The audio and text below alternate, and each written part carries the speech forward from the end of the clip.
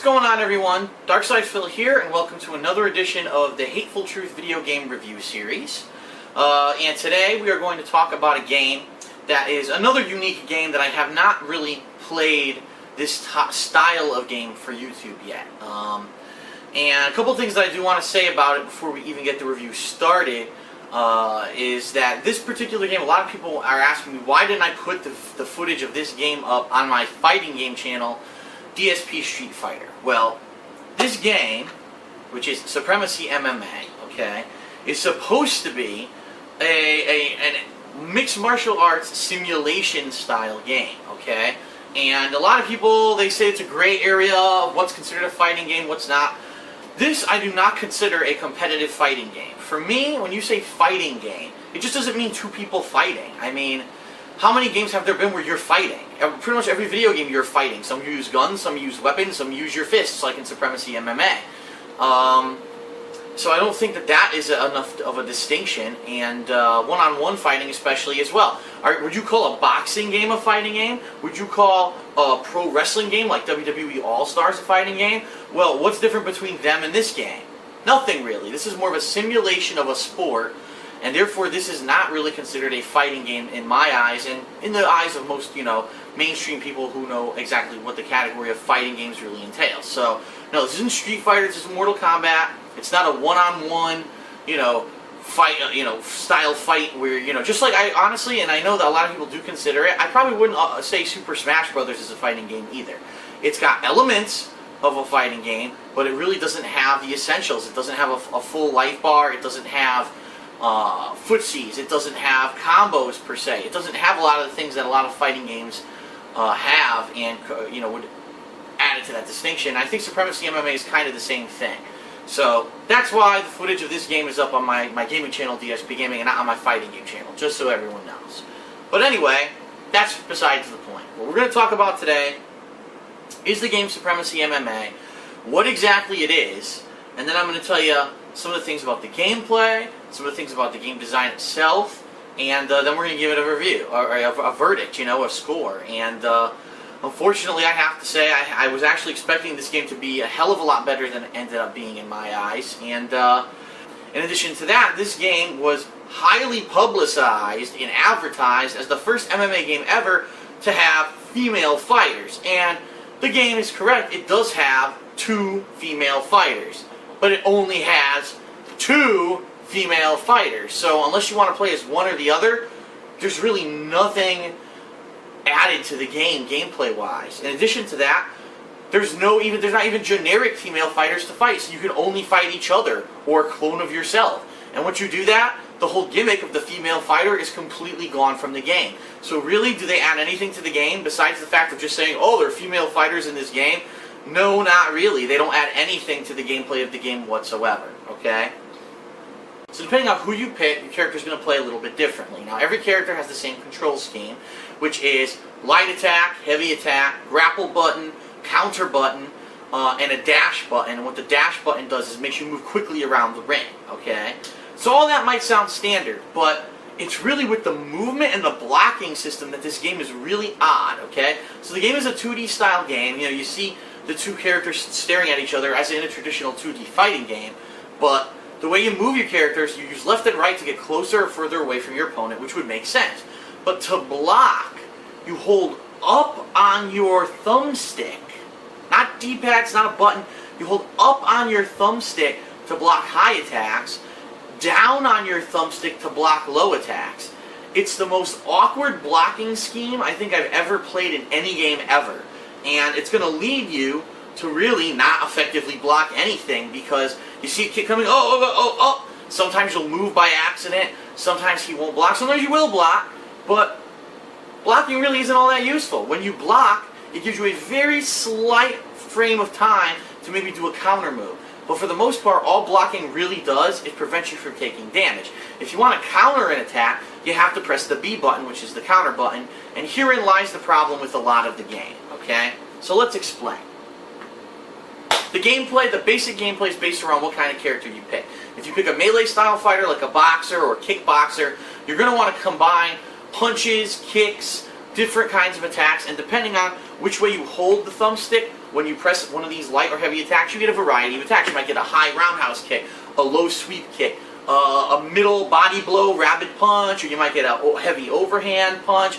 All these things come into play during the game, okay? There's also sidestep attacks where when you press the dash button with the direction up or down, instead of dashing back or forth, you sidestep out of the way, and it's kind of like a sway move where you can dodge an attack and then hit with a counter attack.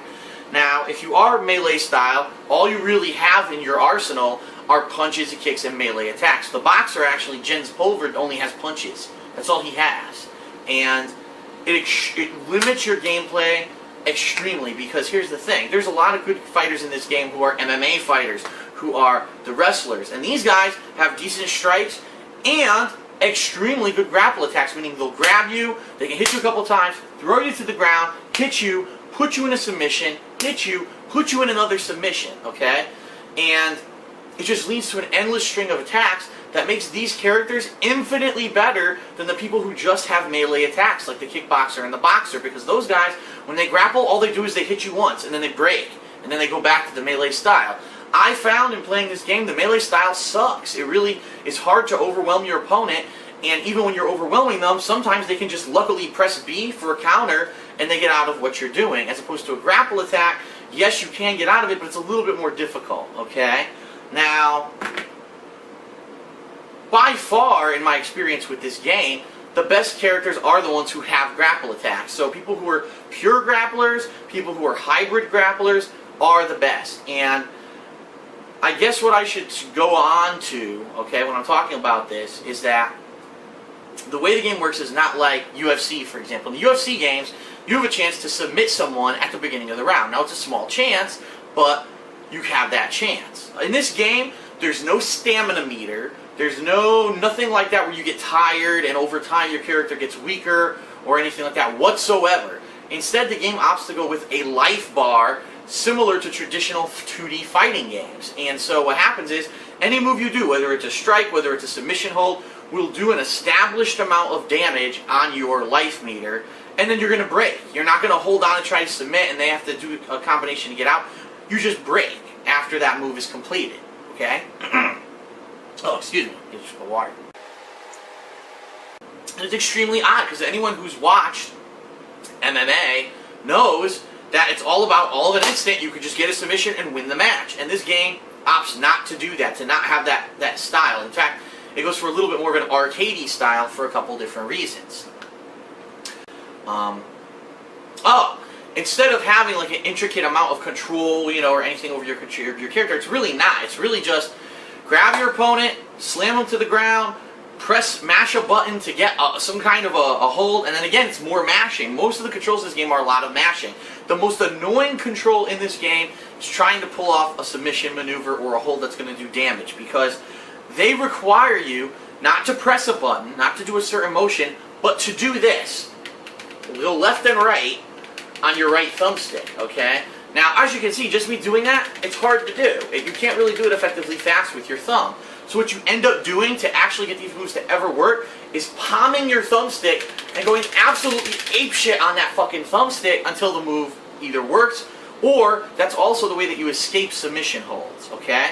And it just makes no fucking sense. It's just the most annoying control that you will ever do in any game. And after 5-10 minutes of this, your hand will start to fucking hurt, and you will start to get tired of playing this game. It just makes no sense that they did it that way. I don't understand why this they think is a valid control for a game coming out in 2011. I mean, that's fucking kiddie shit from the 1990s when people tried to do control schemes like that, and we all know that that shit doesn't work anymore. So, horrible, horrible choice that in order to land any kind of a grapple or escape a grapple, you have to go like this on your fucking controller and fucking look like an asshole and hurt yourself in the process. I can't tell you how many times, if you haven't seen the footage, that I was doing that and I accidentally hit the guide button, which causes the whole game to freeze up. And I have to press the guide button and then try to go back to it without actually hitting the guide button again. It makes absolutely no freaking sense, okay? Some other things that make this game more arcadey than a simulation, you've got what's called a charge move, where if you hold down right trigger, your character slowly goes, ooh, like you can see they're charging a big move, and then all of a sudden, they'll come forward with a big haymaker punch. Problem is, the move is so fucking slow, it would never hit anybody. It's very easy to sidestep these moves, and there's no reason why anyone would ever get hit by one unless they're an idiot who doesn't know what they're doing, or they never played the game before, so they don't know what you're doing. Once you've seen them once, you know how to dodge them. It makes no sense. And then the final thing that makes this more arcadey than a simulation is you actually build up. I don't even know what it's called. It's some really weird thing. It's a bar, an energy bar, and you would think that you could use it to do a super move, or they call it the adrenaline bar. You'd think you could use it to save up to do special moves or super moves, but that's not the case. The only thing the adrenaline bar does is during a fight, once it's building up, if you activate it, you have a limited amount of time where your attacks actually do more damage. And that's it. You don't get any special attacks, you don't unlock any new moves, it doesn't allow you to do like a damaging super combo to finish the round, which would have made sense because it would have been a lot more arcadey. It just adds us a little bit more damage to what you're doing. And it's really annoying because during a human fight, human versus human, why this would be useful, but when you're playing against the computer in this game, every time you activate it, the computer immediately becomes godlike. It'll counter every move you do, it'll block every move you do, so you can rarely take advantage of the damage boost that you get using this ability. It's really fucking stupid, okay? Yeah, there is Xbox Live play. There's a problem with that, though. No one's playing this game on Xbox Live.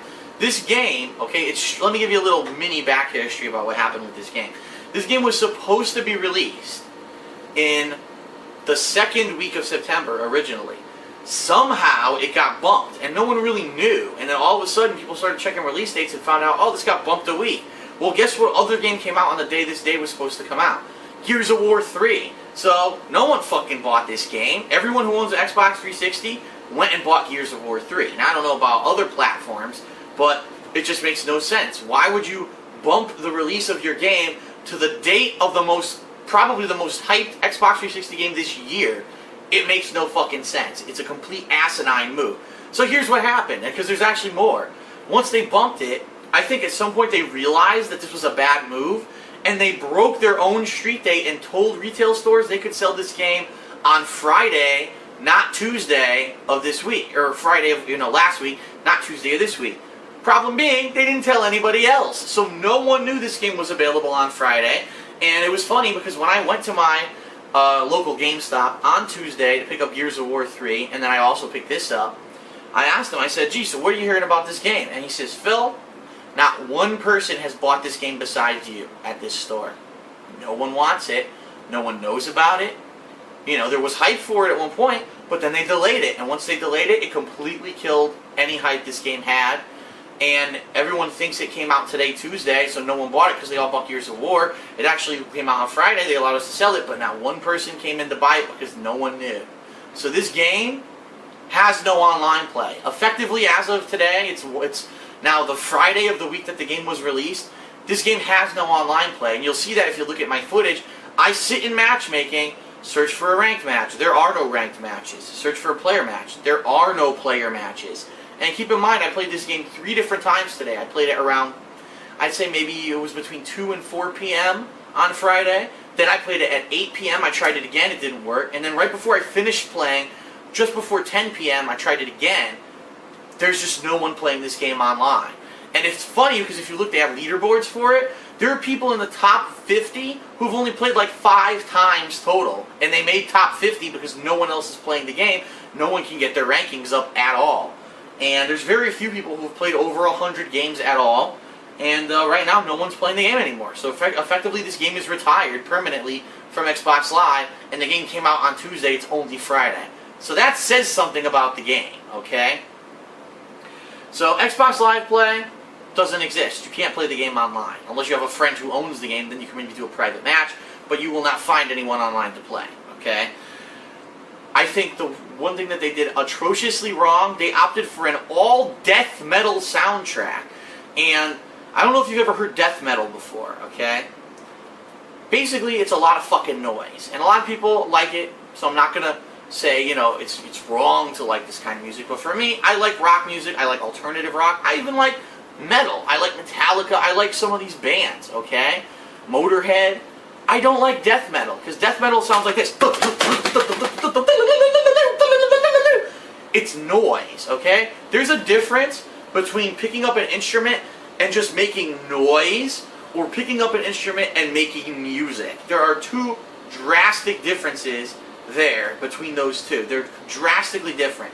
And I don't think people who play death metal really understand that. They think that they can do a crazy guitar riff with no melody, no rhythm, no style, no class, and it certainly doesn't fucking sound good to the ear. They think they created music, alright? I completely disagree with that philosophy. And so, death metal, I don't like it, okay? I'll openly admit I don't like it. The problem is there's no variety with the music of this game. It's all death metal. So if you don't like death metal, you're fucked. You need to go to the options and mute the fucking music and listen to no music at all, because there's no variety. You know, in Madden, one thing to be said about EA sports games, okay?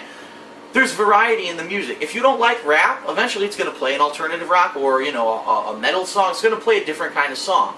This game only has death metal, and it actually is very jarring during a lot of the fights. You're trying to concentrate, and all of a sudden you hear, you're like, come on, I just want to fucking play the game. I don't want to hear some asshole trying to melt the faces off of the fucking players. I just want to play the game. And it is so fucking annoying. The one thing that they did right, it's all instrumental music. They took out the lyrics of all the songs because they knew hearing the death metal guy singing, which by the way isn't singing, it's screaming like this.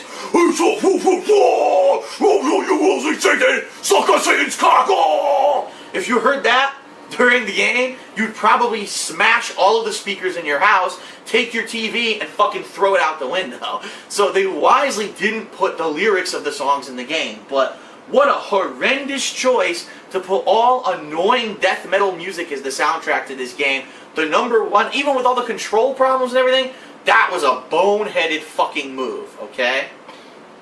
So, here's how I really feel overall the package Supremacy MMA, okay? You know, it's hard, and I understand.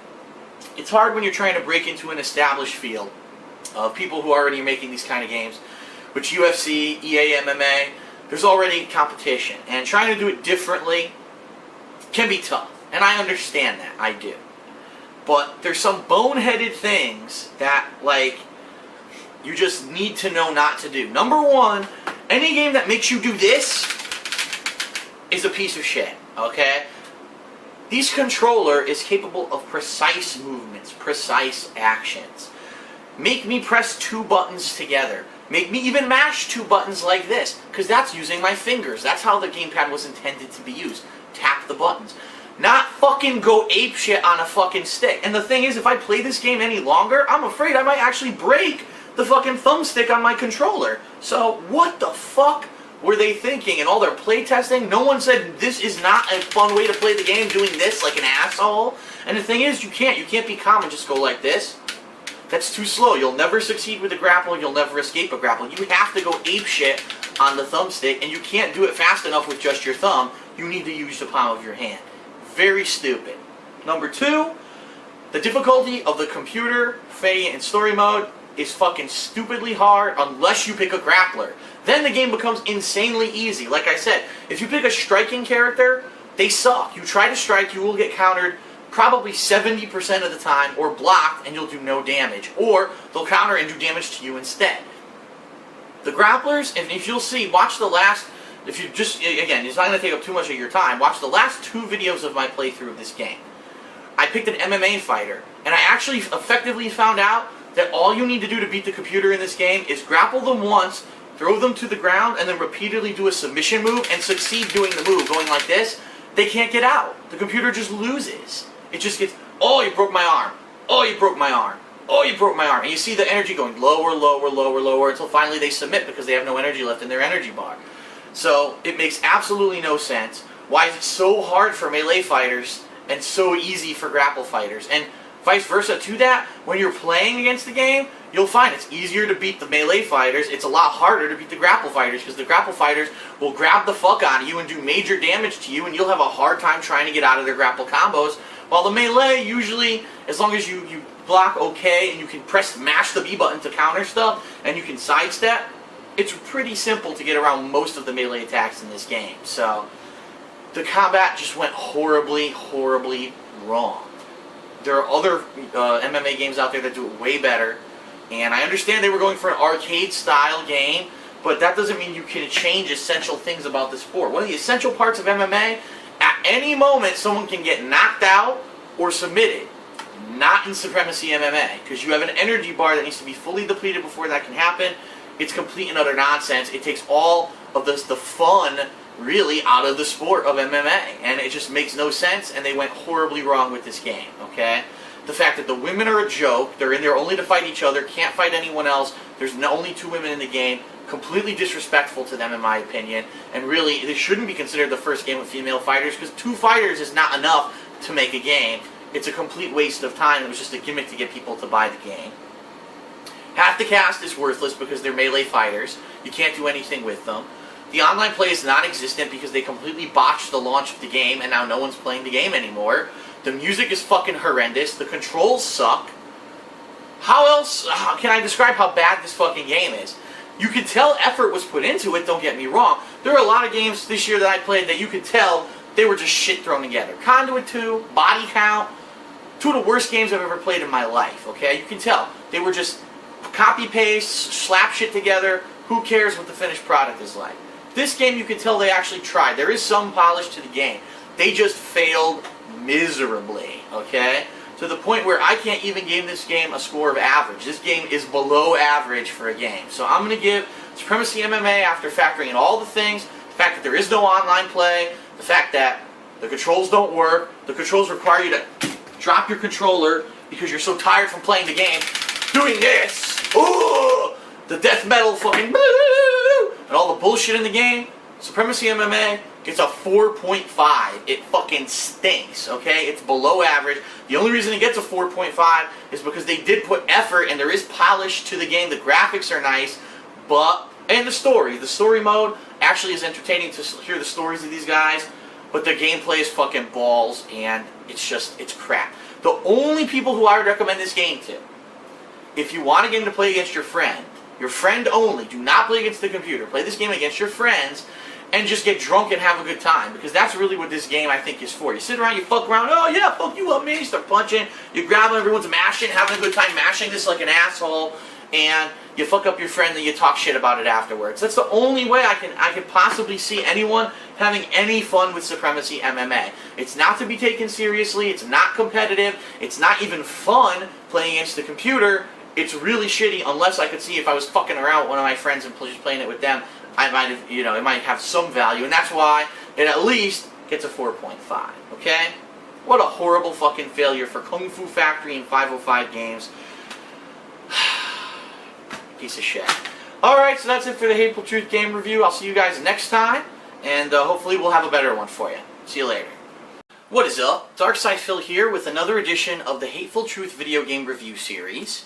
And as you know, in 2011, since I was taking this whole YouTube thing seriously as my full-time job, I decided to branch out. I decided to start doing video game playthroughs of genres that I hadn't previously touched upon, including, Japanese role-playing games, sports, and also, in particular, what we're talking about today, racing. And so, when I was going through all the releases that were going to come out during the fourth quarter of 2011, this hardcore gaming season per se, there was one that was a racing game that stuck out that I decided that I was going to try out. That game being Need for Speed The Run. And, I actually kind of had some positive expectations coming into this game because I previously in the year had played 2 other racing games. One was MotorStorm Apocalypse and the other was Driver San Francisco, both of which ended up being pretty outstanding in my opinion for what they were.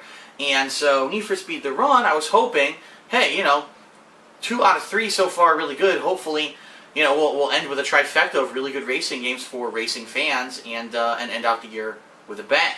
Well, today we're going to talk about Need for Speed The Run, and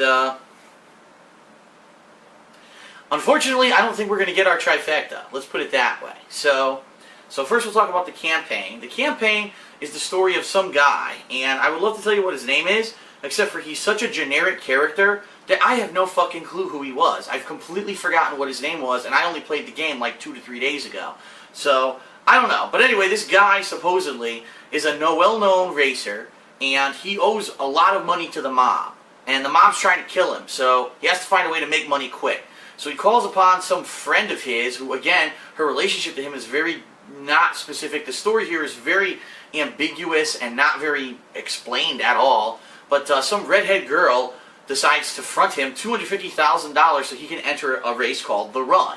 But what didn't I like about the game, okay? First of all, right off the bat, I can tell you, since I beat the campaign, there are about 3 to 4 stages in this game that are repeated, even though the game claims that you're in different parts of the country. So there's actually one stage in the Midwest with, like, you're on a rural road, there's a barn or whatever, and then when you get to New Jersey, they claim that, I'm sorry, when you get to Pennsylvania, they claim that you're in Pennsylvania. And the only thing they change is they flip the track, so you go from the end of it to the start of it backwards, and they put like extra stuff on the trees, so it looks like maybe there's apples on the trees or whatever. It's the same fucking track, and it's such a cop-out. They do this several times, especially when you're in Chicago, they do it multiple times.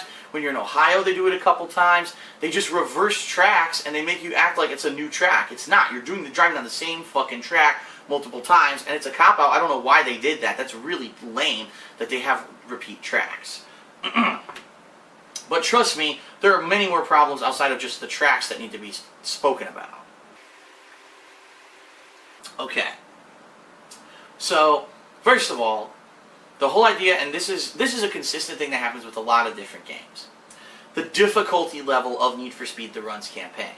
There will be a time period when you will probably, if you're like me and you're a common gamer, maybe you're not great at racing games, but you're still like them, they're fun to you, you'll be able to beat something like, I don't know, 5 missions in a row with really not that much difficulty. Maybe 1 or 2 of them you'll beat by the skin of your teeth, but you'll win them all in a row. And then all of a sudden you'll run into a mission that's really fucking hard, and you can't figure out why this one is so hard compared to the others. And there are a couple that come to mind. There was one that was a time trial mission. It wasn't one where I was racing anyone. You're in the Midwest. You're on a narrow two-lane road that constantly winds and turns, and there's traffic. There's a lot of traffic. So you'll be driving, and keep in mind, it's only a 2-lane road. There's a car in front of you, and there's a car coming. So what the fuck do? You can't come to a stop, because if you do, you waste valuable seconds, and you're not going to fail. You're not going to get to the next checkpoint in time. If you keep going at maximum speed, now you have to try to maneuver your car between these 2 cars on a narrow road, and frequently you hit the cars. So it's extremely fucking frustrating, and a lot of the times, it's just, you're like, why is it so hard? I just beat 5 stages in a row with no problem. Now, this one's so hard, and then, of course, when you get to the next stage, it's easy. It's easy to you. And it's like, why the fuck do they interject these really difficult stages in the middle? Whatever happened to back in the day when the games had increasing levels of incremental difficulty as you progressed in the game? I would fully expect that the last stage of this game is difficult. And you know what? The last stage of this game is pretty difficult.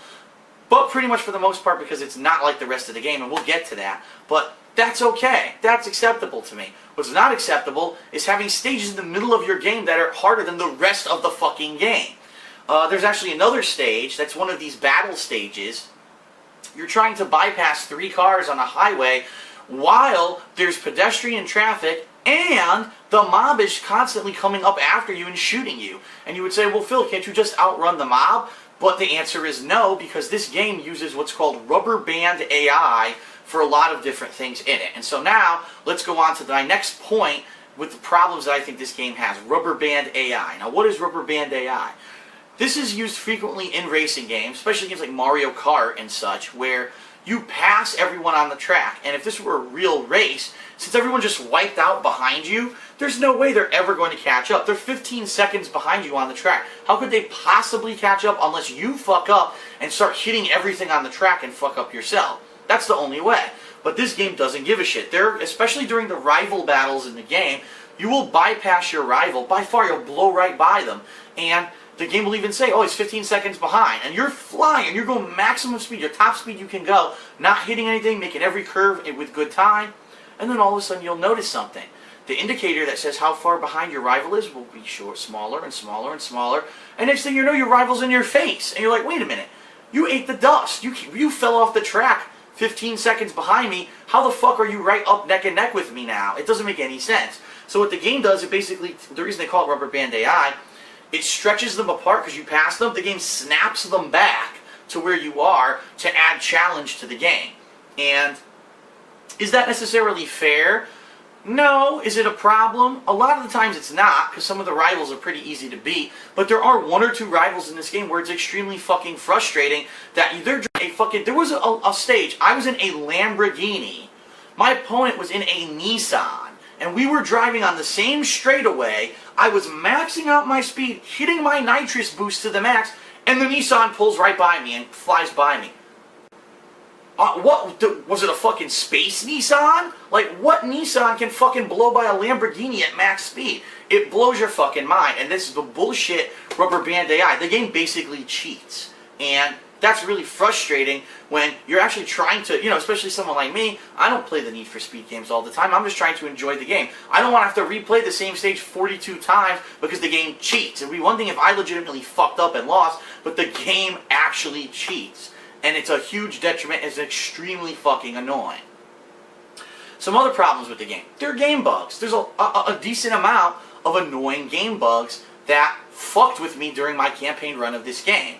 One annoying game bug was during one of the harder stages. It was actually the same stage I had mentioned, the Midwest stage, 2-lane road. It's a time trial and there's a lot of traffic. I had 2 restarts left. So I had reached a checkpoint near the end of the stage, and I had maybe 40 seconds to beat the stage, and I had 2 restarts left. So if I failed once, I would be able to try again, failed twice, be able to try again, and then finally I would have to start over. So I'm booking it. I'm booking it to the finish line, and the counter's going on 2, 1, and the counter still reads 1, and I go through the finish line, and I said, yes, I finally did it. And the game says, try again, and forces me to restart the entire race. What? Let me just reiterate that. I actually go through the end of the race within the time limit.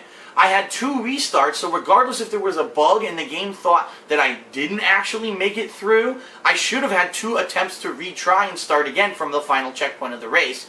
The game decided to throw all that away and say, fuck you, Phil, you lose, try again from the beginning.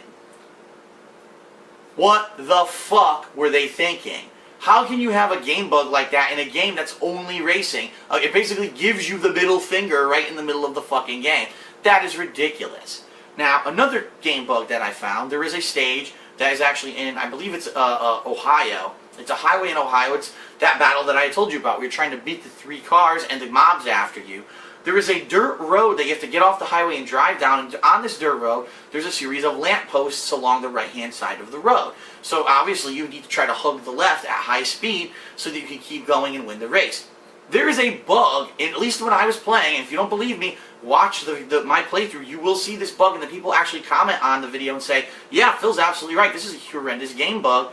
The game thinks I'm hitting the light poles even when I'm in the middle of the street. Even when I'm on the left-hand fucking side of the street, the furthest possible place I could be from the light pole, when I drive down that street, my car goes boom, like I hit the light pole, and I lose all momentum, and I repeatedly lost this race, something like 8 or 9 times because of this ridiculous invisible light pole that apparently is in the middle of the dirt road. It's another unacceptable kind of game bug that anyone who had tested the game would have found. Another problem is that sometimes the checkpoints that you can restart from don't actually legitimately restart you in the situation you were in. So for example, there might be a checkpoint where the mob was after you, but you just got rid of him, he wiped out. So you're going down and you pass by the guy you're trying to beat in the race, and uh-oh, you fuck up and you lose the race. When you start from the checkpoint again, all of a sudden the mob's on your ass. And you're like, wait a minute, I just made that car wipe out before I hit the checkpoint. Why did the car just respawn behind me now that I'm at the checkpoint and I'm restarting? It makes no sense. So the game has problems. Let's put it that way. The game has a lot of fucking problems that should have been tested and should have been determined that, this is horrible for a kind of game that this is. So how long is the campaign of Need for Speed The Run? Well, if you're an expert Need for Speed player and you know every single car that's the best for every style of track, the actual gameplay of this, if you were to not ever fuck up, is roughly just over 2 hours. Like 2 hours and 15 minutes or something like that. However, it took me 8 fucking hours to beat the campaign of this game because it's so fucking annoying with the game bugs, the hard stages. They're just so fucking hard compared to the rest of the game. it's extremely frustrating. And last but not least, the one, like, kick to the balls, the final stage of the game isn't like anything else in the entire game, and here's what I mean. Anywhere else in the entire game, you're trying to race and beat whoever you're racing against, especially a rival race. In this final stage, your goal isn't to do that. Your goal, several times during the stage, is just simply to survive. And if you survive what's going on, you advance to the next part of the race, and then you try again. So, for example, there's one part where you're going the wrong way across a famous bridge in New York. There's cars coming at you, and your rival is ahead of you. So you're like, fuck, I'm going to lose the race. No, your goal here is just to dodge the cars and get to the next part of the race, not to actually catch up to your rival. So if you try to go maximum speed and you end up dying 1,000 times, you're completely wasting your time. You could go at a snail's pace if you want. Your rival won't win the race. He actually waits for you on the other side of the bridge, but you would never know that. Similarly to that, there's another point in the final stage where you go underground into the subways of New York and you have to dodge trains. And again, you're thinking, I gotta go max speed here because if I don't, I'm gonna lose the race. No, you can take your time, be careful, and survive these trains because as soon as you come out of the tunnels, no matter how slowly you did it, your rival appears right next to you. So all of a sudden, at the final stage, they completely changed the fucking gameplay of the game, and it's really frustrating if you don't know that, which I didn't, and I wasted like a half hour trying to beat this stage, not realizing, oh, all I have to do is trial and error, learn how to beat these certain parts, survive them, and then just race them for like the last 10 seconds of the race, and then you actually beat the game. So it's really frustrating, a lot of really big misses here during the campaign of the game that I just don't understand. Now, just the kicker to everything. Let's talk about the online play of Need for Speed The Run. Just like the campaign, you're going to have the same game mode. There's no difference. You're going to be racing against people 99% of the time, and it's going to be based off of different playlists. So you can have a exotic cars playlist where everyone picks exotic cars and they race on certain tracks. You can do muscle car playlist. You can do supercar playlist. And underground playlists, which are more like the Fast and the Furious style cars. So you can do that and you can play online. Right off the bat, Need for Speed The Run says, you know what? We choose to ignore the past 10 years of development of any game that's ever been played online. We're going to make it so that you cannot mute any player who plays with you. And just the only set that I ever played online, 2 of the matches were assholes. One guy making all this fucking noise because his mic was too loud or whatever, or maybe he was using his Connect mic, and you could hear everything that was going on in his house. His phone was fucking ringing, he was talking to someone over here, to which I turned on my headset and I said, hey asshole, we're trying to play the fucking game, no one's talking, turn off your mic. And he got all pissy, hey, you tell me what to do. He's an asshole. That's the problem. You know there's always going to be assholes on Xbox Live. There will always be assholes on PSN. You need the ability to mute the assholes. Need for Speed The Run? Fuck that. Why would we have the ability to mute anyone? You know, it's like, since the days of Xbox One and original Xbox Live gameplay, every game has adopted the fact that you need to be able to mute annoying trolls and idiot people. This game says fuck it. So you will be forced to play with assholes. I was forced to play an entire match with a guy blasting rap music. And everyone in the room was pissed off. People were yelling, shut the fucking music off, you cocksucker. And he didn't listen. He just kept blasting it to the point where I said, fuck it, I'm not going to stay. I'm actually having fun playing, but I'm not going to stay because I can't put up with this bullshit, and I quit the game. So in addition to that, the game plays pretty much exactly what you would expect from the campaign. It's no different. And you're always racing against people online. You know, it's a competitive thing, trying to get first place. The more that you play, you get experience points, they unlock more cars, they level your guy up, yada, yada, yada. But the thing that's the kicker for me, the respawn system is completely inconsistent, and the game is actually bugged in the fact where it thinks that you're off the track a lot of the times when you're not. So let me explain. You'll be making a tight turn, okay? A turn that's literally like this, okay? So you're approaching, actually I should do it this way. You're approaching, you go to turn, everyone maybe turns and hits the wall. You will say, I'm going to do a tight turn. So you do a tight turn, oops, you turned too tightly, you went into the dirt. There was actually a point where I went into the dirt, the game said, oh, you went off the track, took me off the track, and respawned me way the fuck back here. And it does this all the time. What the fuck? I hit a shrub, that's it, the race is over? Like, okay, if I'm in the dirt, maybe I drive slower and there's a penalty for that. Don't pull me off the fucking track and put me back here. I didn't fall off the course. I didn't fall off the mountain into a river. I'm still in the fucking race. What the fuck is that about? And a similar thing happened to me. It was just a road, a straight road, and I accidentally veered off a foot. Like, not even a foot off the road. I was in first place. First fucking place. The game said, oh, he's off the track. Lifted me off the track. Put me back here in last fucking place. This game sucks. This game is everything that's wrong with racing games. Bad rubber band AI. Really not well thought out stages that are insanely difficult for no fucking reason. Not incremental difficulty. Too many game bugs that should have been caught. A horrible respawn system that pulls you off the track thinking that you went off the track when you didn't, completely fucking you in races. No ability to mute people online. The game is fucking shit. And it's a shame because, I really wanted to play another good racing game this year. I really like the fact that I'm branching out and trying new genres of games. And so far this year I'd already had 2 good ones.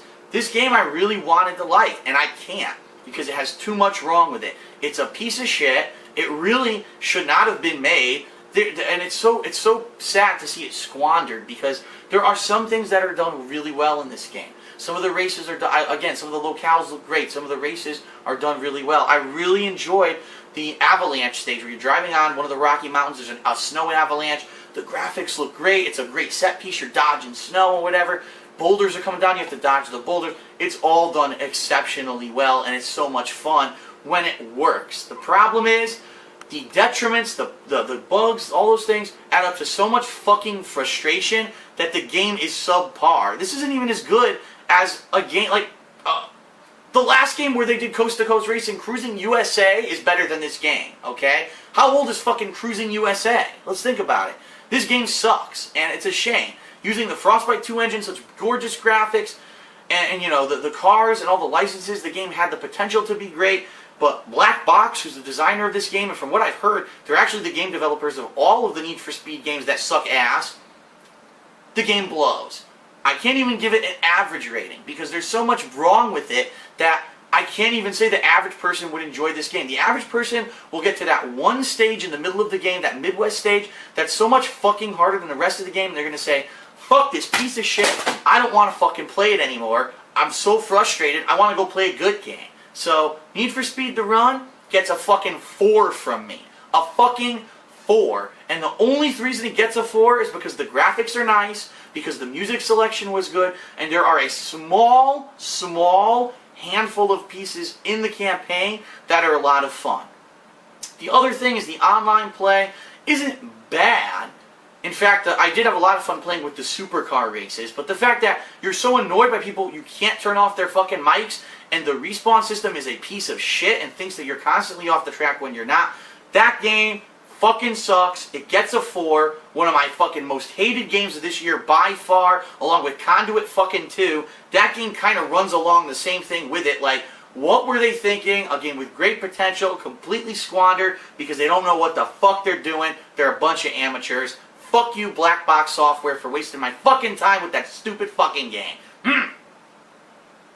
Okay, so I hope you enjoyed this episode of the Hateful Truth video game review series, and I hope it was informative, and I'll see you guys next time.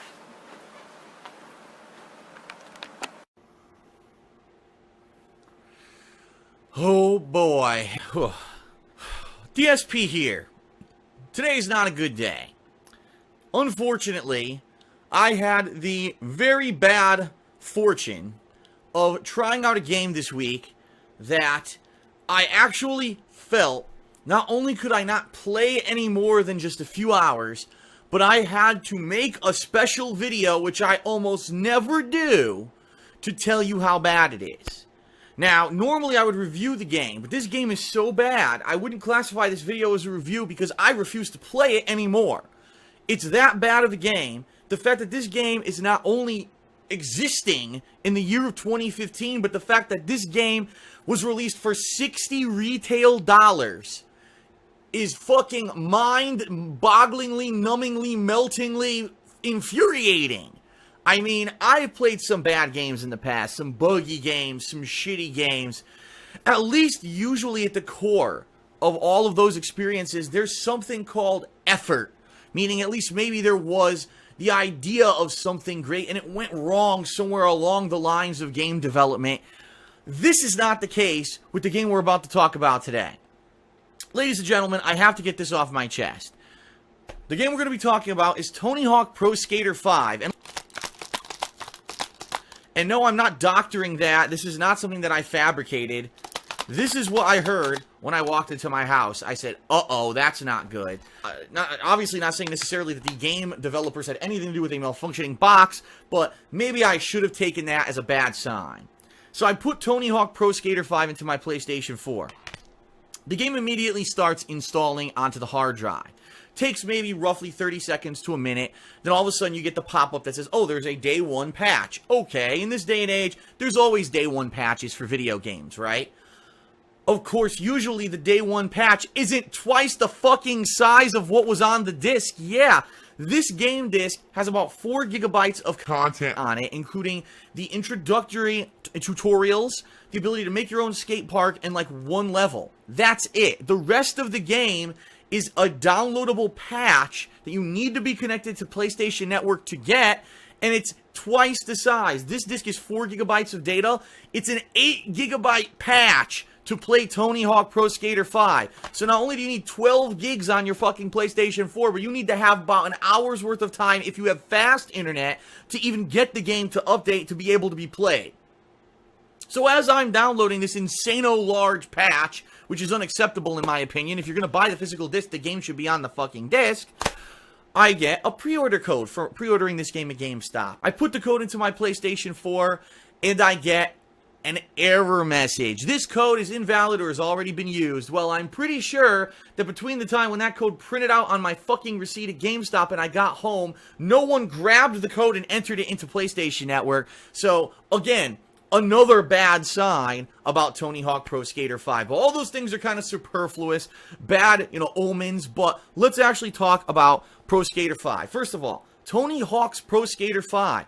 So, wow, it's been a long time since we had an official numbered entry in the Tony Hawk's Pro Skater series. There's been other spin-offs and stuff, but we haven't had an actual sequel in the line of games in quite some time. And you might say, wow, if they're bringing it back in 2015, it must mean that they have something really awesome to offer. They're bringing back this series with an official numbered entry. They're not even saying it's a spin-off. This is going to be a good one, right?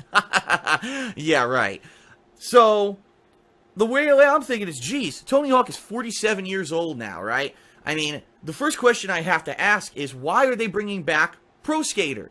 Is skating popular all of a sudden? I mean, I remember in the 90s there was this big X Games kind of extreme sports movement where skateboarding and rollerblading and snowboarding and all that got really popular. And that was like 15 or 20 years ago. Ultimately, the meat of the game, you're thinking, oh, it's going to be, in the campaign where you're going to probably go through this cool thing of challenges and story and what's this game going to offer me? So you go to play the game in single player, and you realize very quickly that there's a lot of locked content in the game. Okay, there's only 1 skate park available for me right now. Alright, I'll do the tutorial. And so you'll go through the tutorial, which will last you maybe around 20 minutes of going through the basics of skating. And quite honestly, I don't have much, if anything, to complain about in the tutorial. It's very straightforward. It makes a lot of sense. There was only one time when I think I got confused a little bit, but I figured it out. And ultimately, it's a good way to explain the game mechanics to you. So, I actually think the tutorial of Tony Hawk Pro Skater 5 is done pretty well. Then you actually start playing the game, which throws you into a skate park with other skaters in the park with you, so other real humans who are all connected online. If you're not connected to the internet, it's just a completely empty park, which could be kind of devoid of any kind of fun because you don't see any kind of interactivity. There's no NPCs, nothing like that. It's all just other humans actually playing in these stages. So once you're in the skate park, you have certain options of things that you can do. And those who played the original Tony Hawk Pro Skater games back in the 1990s are immediately going to recognize, wow, these things look familiar. I could collect the letters to the word skate. I could collect these other things throughout the stage that are hidden. Or I could do a series of challenging missions, such as grinding and doing tricks while you're grinding, or trying to get a certain kind of aerial jump trick, or doing what Tony says when Tony actually tells you to do certain tricks. Ultimately, some of these challenges are kind of ridiculous and silly, like trying to clear out a swimming pool full of insanely huge beach balls, and you're like, where the fuck did they find beach balls that big, and why is Tony Hawk doing this? Isn't this kind of silly and cartoonish? Kind of bizarre. Or how about collecting ice cream cones? Yeah, Tony Hawk, the 47-year-old world-famous pro skater, collecting ice cream cones. Okay.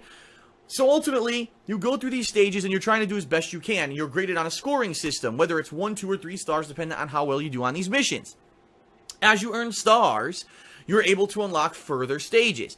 You need to get 15 stars to unlock the next skate part. Each stage, at minimum, if you complete it, will give you 1 star. If you do pretty good at it, it will give you 2 stars. And if you master it, it will give you 3 stars. Ultimately, I found that a lot of these stages are actually quite difficult to get a 3-star, while others are very easy. So you're going to go through the stages looking for one that's really easy to get 3 stars and kind of cheese the game by maybe not even doing the hardest challenges. Now, you might say to yourself, but what about those skate letters and those other hidden items and things to collect?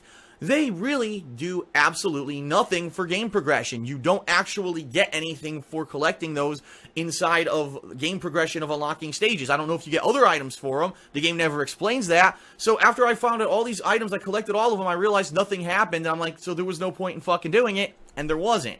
So ultimately, you're going to replay these stages over and over and over, maybe getting a little bit frustrated because some of them are a little annoying, especially if you don't really play a lot of skating games, until finally you earn 15 stars.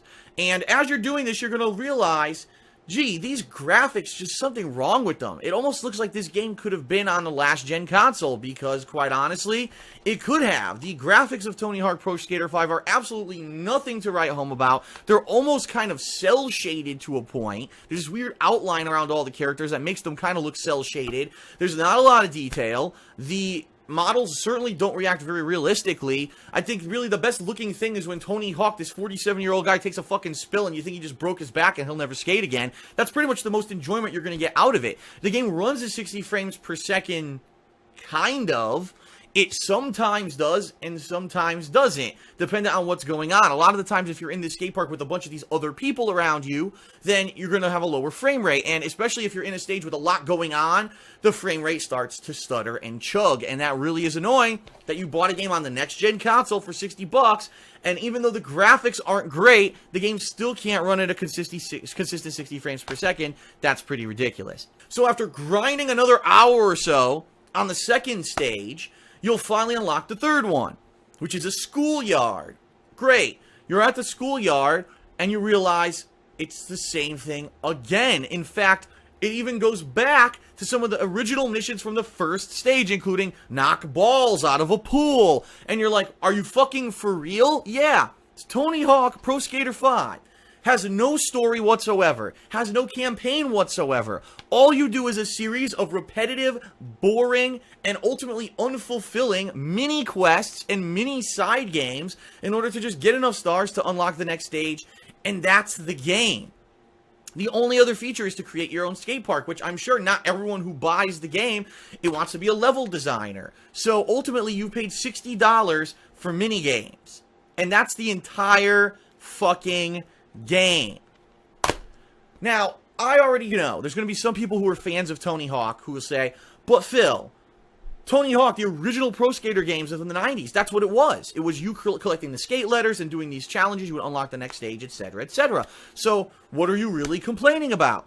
To which I answer, nothing if I were playing this game in the 1990s on the PlayStation 1. The problem is, this genre has now been around for 20 years. It's been well defined. We've seen many games go above and beyond what Tony Hawk Pro Skater 5 does. In fact, if anything, this game seems like the game developer said, well, we need to make a game really quick for whatever reason, and we don't want to put any kind of fucking effort or development time into it. What can we do? And someone said, well, how about we just make a game that's exactly the same as the original games from the 1990s? Okay, so we won't improve graphics, we won't improve controls, we won't actually put anything original into the game, we'll only put about 15 mini games in it and slap it together and sell it for $60. Sounds like a good idea.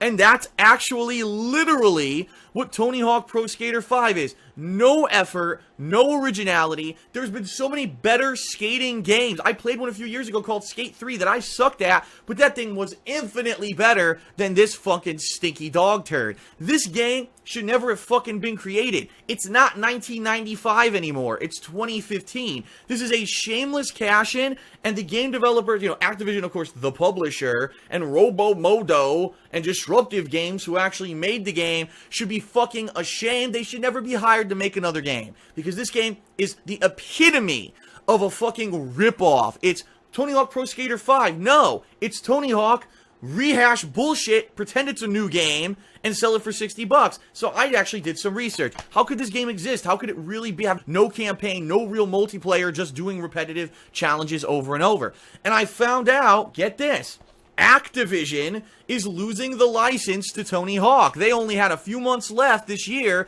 in order to put out another Tony Hawk game, and based off of the success of the past Tony Hawk games, they said, gee, if we rush out a stinky fucking piece of crap, people will buy it just because it says Tony Hawk. And maybe someone inside said, but if we just say Tony Hawk and name it some spin-off like Wasteland or Project 8, people might not trust that it's a good new franchise. So what do? And some fucking executive bigwig at Activision says, I know what we do. We call it Pro Skater 5 to make people think it's actually an advancement of the existing classically rated, really highly regarded series, and we'll get name recognition and make money off of it instead of actually having any kind of fucking quality product. And that's exactly what this fucking piece of shit is. I actually don't want to trade in Tony Hawk Pro Skater 5 because I don't want to have anyone ever make the mistake of buying this fucking game again. It's a fucking piece of shit. It's a shameless cash-in. Everyone involved in the game development of this game should be ashamed. And what a shame for the skaters, right? Who've been waiting for a game to put their name on and say, wow, I could be a part of, that they chose this fucking piece of shit to be in. What an embarrassment. Do not buy Tony Hawk Pro Skater 5. It's a stinky piece of shit. I can't even review it because I can't bring myself to play it anymore to get further in the game to give you an official review. I can just tell you that it's a fucking piece of garbage. Fuck those assholes for ever fucking making it. Don't buy Tony Hawk Pro Skater 5. It's a waste of your time. It's a waste of your money. And in this day and age, 2015, that this game is being sold for $60 is a fucking crime. God damn it. That game pisses me the fuck off, and I'm glad that I got it off my fucking chest that this piece of shit is never fucking played again by anyone. If you want to see the real rage that I felt, watch the videos when I played this game. It fucking sucks, and they're all live here on DSP Gaming. Alright, that is it for this, I don't even know what the fuck you want to call it, a fucking hate bomb or whatever. I did not like this game. Do not fucking play it. It's a piece of shit. Save yourself some money. That's it, everyone. Thanks for watching. See you later. And fucking stay away from this like the bubonic fucking plague. What's going on, everyone? I'm DSP, and welcome to another edition of the Hateful Truth video game review series. And this will be a unique episode because this is the first time that I'm actually going to be reviewing a mainstream sports simulation game. Now, I know that a lot of people don't actually agree with what America calls this sport, simply because internationally there's a sport that also is called it, and that is football. So what we'll be talking about today is Madden 12. Please forgive me for calling the sport football, but that is what it's called in the United States. I understand that everywhere else it's called American football, and that we call soccer while you call it football. Now I've confused myself, so let's just get on with the review. So this Madden is the first Madden that I've played in probably a decade, okay? I played some of the Maddens back in, I did play some of them on consoles like Genesis and Super NES, long ass time ago. And then I played some of the ones for PlayStation 1, and I think the last one I played might have been the first one that ever came out for PlayStation 2. Don't ask me what year that was because I have no fucking clue. But the bottom line is it's been quite a while since I've played a football game. So for me, this was something refreshing. It was, gee, let's see where this genre of gaming has gone since the last time that I've touched upon it. And I have mixed feelings about Madden 12. And I'm going to explain to you some of the things I think that are outstanding that they did right, and some other things that I think are present in this game that should not be present in a game that's coming out in 2011. It's laughable that these things happen. And then I'm going to tell you where I think they went wrong, okay? Now, I'm going to talk about what I didn't like about the game, and then I'm going to talk about the things that in this game that are completely unacceptable for a game in 2011, and it's just pathetic that these things are in the game. But let's get to the things I didn't like. The things I didn't like are some of the things that I actually didn't like about football games 10 years ago, and some of the things I didn't like about football games 15 years ago, but they still seem to be present in this fucking Madden series. So here's an example. You're playing a game against a team that supposedly isn't ranked as high as yours. Maybe they're 5 points lower than you on the skill chart or whatever it's called, whatever the ranking system is. So obviously they're not very good. compared to your team. Doesn't mean that you're gonna blow them out, but it means that they should have a harder time beating you. Well, the game what it does, and I know exactly what it does. It takes statistics, okay, numbers, and it crunches these numbers in this equation or this engine that they've created for the Madden series, and it tries to say, theoretically, systematically, you know, according to this formula that we have, who would win in this situation. And it also factors in other things like the weather. Like, for example, if it's raining, your team might be more not as good of a grip, and they might slip and drop the ball and fumble the ball, or maybe catch the ball and then drop it for a lot of incomplete passes. And I can understand that. I think also the home team advantage does play an important role, because a lot of the times when I was at home, it seemed like it was easier for me to go on tears and get play after play after play that were good plays, rather than when I was away, it seemed a lot more difficult.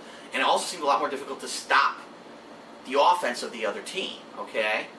And I think that this formula aspect works in some cases, but not in others, because some ridiculous things happen. So let me explain. I played through Superstar mode for one season. I'm not exaggerating. You can check the videos. They're on YouTube. More than probably 7 times, someone, just in this one season, caught a kick return and ran it for like the entire length of the field to score a touchdown. And it would always be in the most unlikely times too, like, there's 5 seconds left in the game, it's about to be a tie game. Oh, look, he runs a 100-yard fucking touchdown. And you're just like, give me a fucking break. How often in real American football do you see someone catch a kick return and run it for 100 yards? Let's be completely honest here. You may see it 5 times a season in the entire fucking season of football of every game that happens. I saw it more than that in one season for one team. That's insane. It makes no fucking sense. And the reason it happens is because whatever number crunchers they have in there has that as some kind of a percentage of probability that that'll happen, and whatever they did, they programmed it wrong. Obviously, in real football, that doesn't happen that often. It's absolutely ludicrous. And you will see things in this game like fumbles, injuries, that are going to be just abnormally proportioned compared to what happens in a real American football. So, this kind of stuff happened back in the day, too. I remember football games, again, on the original PlayStation, the same thing. You have retarded plays, and you're like, how the fuck is it possible at all that someone would be able to do these kinds of things in a real football game? The answer is they couldn't. It's a bad simulation. It really is. So if you're looking for a super realistic simulation of American football, you're not going to find it here. You'll find it probably about 70% of the time, and then 30% of the time will be bullshit. It'll be like, I can't believe that this game is like this. How could they program it like this? Take a sip, take a sip, take a sip, take a sip, take a sip, take a sip. And it's a shame, because when you have so many extra modes, so much fan service and content for people who really are NFL fans, to have that retarded aspect of it's just unrealistic gameplay, that can pretty much screw you, especially if you're not the kind of person that said, alright, fuck that, I'm just going to replay that game and it doesn't count.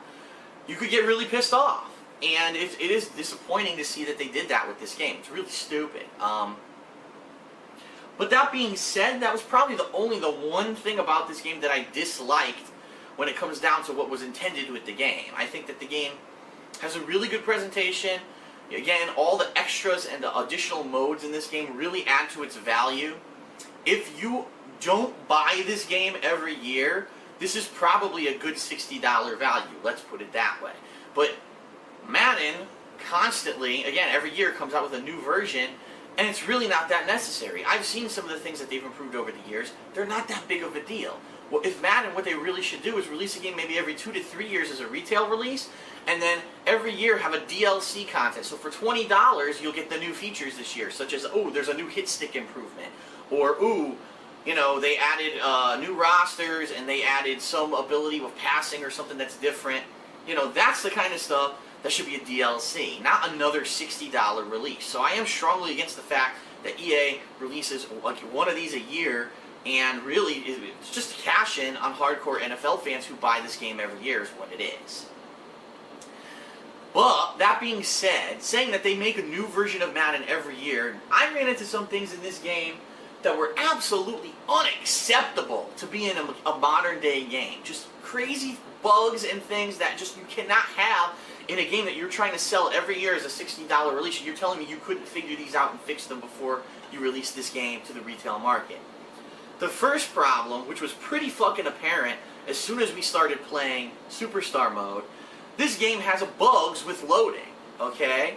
There are some times, and it didn't seem to be consistent when it would happen, but you would leave a game and you go back to the menu, and all of a sudden the game would lock up for upwards of 60 seconds. You would have to blow an entire minute waiting for this game to unfreeze the screen so that you can move around the menu again.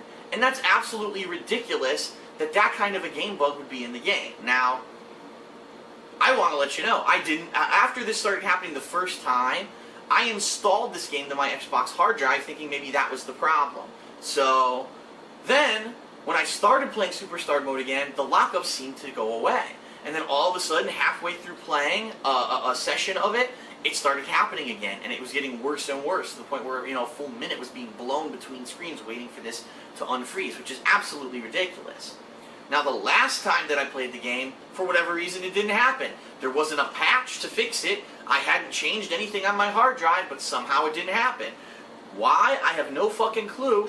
There's no scratch on the game disc. I checked. So, really, it's a programming flaw. Whatever they did to fuck up the loading of the game, to make it lock up for minutes at a time, they fucked up. So, EA, you should have found that before you released this game. That's absolutely ridiculous.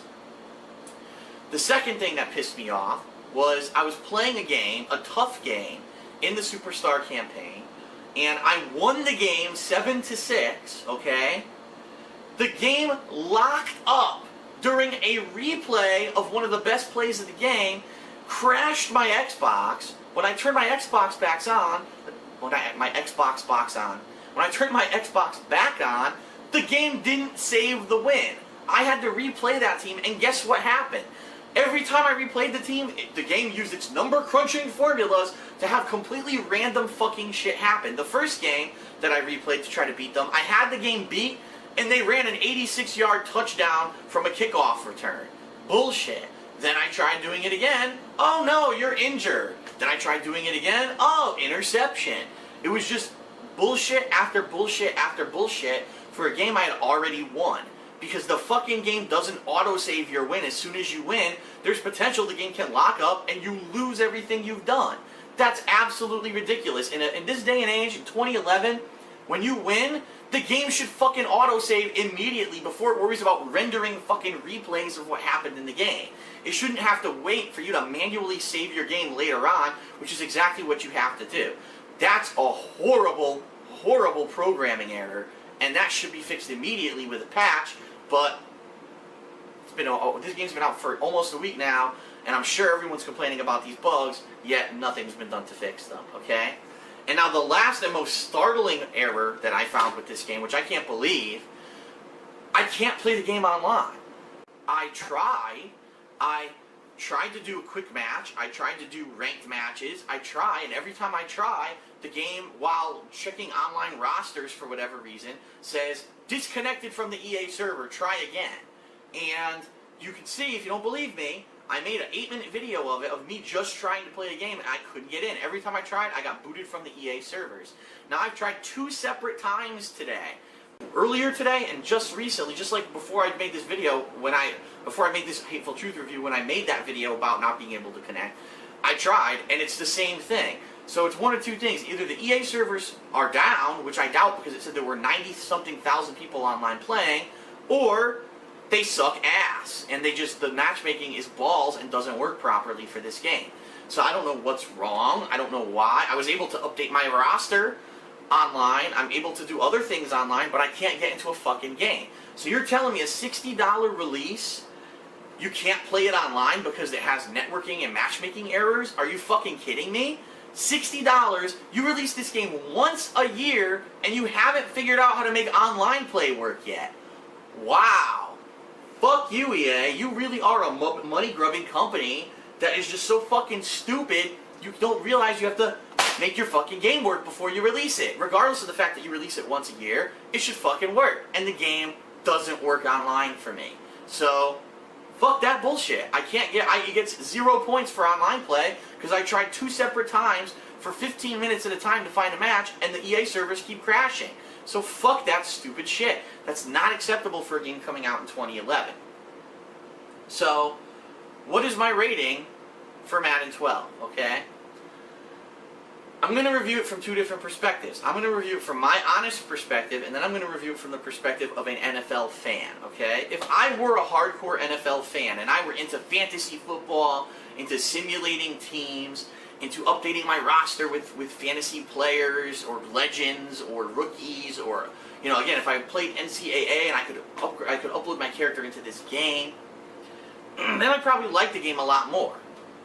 I can see why there are people who buy this game every year. If you are a hardcore NFL fan, you will enjoy this game. Regardless of its flaws, there's enough content here to keep you appeased for paying $60 every year. So I completely understand the fad of this game and why people like to buy this game every year, okay? So if I were a hardcore NFL fan, I'd also probably have a whole bunch of friends who have this game, and we'd probably play the game online. We wouldn't need to use the online matchmaking. We'd directly connect to each other. And if that's the case, then you probably will be able to play the game online with no problem. So I can also see an excuse as to why you don't have to worry about the online matchmaking, okay? So, if I were an NFL fan, being completely honest, I would probably give this game an 8 out of 10. Because of the content that it has, because of the neat stuff, the things that let you simulate. There's enough content here to keep you appeased. This is the best football game for people who are NFL fans, and let's face it, it's the only football game because EA owns the NFL license and no one else has it, okay? That being said, being that I'm really not a hardcore fan of football games, my honest opinion about this game being the fact that it still uses this bullshit formula to calculate nonsense plays that never would really happen in a real football game. It has retardedly insulting game bugs like loading bugs, game freezes, and online play matchmaking that doesn't work. I can't give it a good score. I can't. This game is not worth $60 to the common gamer. The common gamer will say, what the fuck did I pay that much money for this piece of shit that doesn't work half the time and has bullshit happen in a simulation mode? So, Madden 12 from me, as an honest common gamer, gets a 5. It really does. It is so blatantly average because it squanders what could have been an amazing experience with horrible game bugs and matchmaking that doesn't work. If those things were better, it'd probably get maybe a 7 from me. And then maybe if the simulation or the gameplay of the game were more to a real football game, it would probably get an 8. So it would get up there with what an NFL hardcore player would give it. But for me, it only gets a 5 because they fucked up. Too many problems. I can't let it off. You know, I can't give it a pass just because it's Madden and it's the best football game out there. The bugs exist. The problems exist. The game score gets docked because of it. The game is a 5 out of 10. Fuck you, EA, for taking $60 from people every single year and not solving the simplest of fucking game bugs that any other game in 2011 do not or should not have. So that's it for The Hateful Truth. Hope you enjoyed it. Hope you'll understand my different perspectives and that if you are an NFL fan, this is the game to get. If you're not an NFL fan, there's no reason to get this game. You can pass it by. Alright? Thanks a lot, and I'll see you next time for The Hateful Truth. Give you maximum bullshit and minimum truth regarding the latest video game releases. And today, we're going to talk about a game that basically was put into a position to be one of the biggest releases of the year for a particular console, and a game that really had a massive amount of weight put on its shoulders by Microsoft. This game is a game that Microsoft is hoping is going to be the system seller for the Xbox One, the killer app per se, the reason that you're finally, after waiting all these months, ran out and bought the Xbox One console. And I really am not so sure about that. So today we're going to be talking about TitanFall on the Xbox One. Now the first thing that I want to make abundantly clear is that TitanFall is not an Xbox One exclusive. It's currently out for PC. It'll be out for the Xbox 360 in about a week and a day. I think it comes out 2 weeks after this game came out for the Xbox One. So when you say that, you say, well, why are they really planning on this being the system seller for the Xbox One. And it's funny because if you look at all the campaigning for this game, the ads on TV, and everything about it on the internet, all the hype in the magazine, it's all about, oh, Titanfall is going to be the best FPS ever. You got to get it on the Xbox One because it was optimized to be on that system, and it's going to be crazy. You got to be part of this movement. You're going to be playing this game forever. It's so amazing. And it's just like so much hype on the internet for it that it was funny because a couple weeks ago, the beta for this game was out, and people were just playing it, or I don't know if it was the demo or the beta, but people were playing it, and they're going on like Twitch TV streaming it, and it was getting tens of thousands of views per stream because people were like, this has received so much damn hype, we gotta see it for ourselves. Now, I was one of the people who played that demo, and the demo had 2 maps, and I really enjoyed the demo. I thought that, wow, okay, in this game you can double jump, you can run really fast, you have cloaking, you can do parkour, which means jumping and then wall running and jumping off again. You can scale the sides of buildings to get on top of any building for sniping. And there's mech combat. You can summon down a mech. The mech's pretty cool. You get your primary weapon, you got a secondary weapon, and cooldown. You can punch other mechs. You can actually on foot jump up and board the mech and try to either destroy the mech, or if the pilot gets out, now you have a cool duel where you go hand to hand. Or you know, one-on-one firefight, and the winner either gets to destroy or, you know, drive the mech. And I really liked it, and I said, wow, you know, this is pretty an interesting concept. I wonder how this is going to pan out for the retail version of the game. Alright? Because here's the thing about Titanfall. Titanfall has only multiplayer gameplay. I'll repeat that. Titanfall is a multiplayer-only game. There is no single-player, offline, story-based campaign. It doesn't exist. These guys at Respawn Entertainment, now keep in mind, these were the guys behind Call of Duty 4, Modern Warfare 1, and Modern Warfare 2. Games that, in my opinion, had some of the best first-person shooter campaigns of all time. They didn't put a campaign into the game. Now, a lot of people are going to say, oh, well, Phil, how could you even, you know, mention that in your review? Because everyone knew that this game was going to be multiplayer only from the get-go. That is true. But when I review a game, I have to compare it to all the other games that have come before it.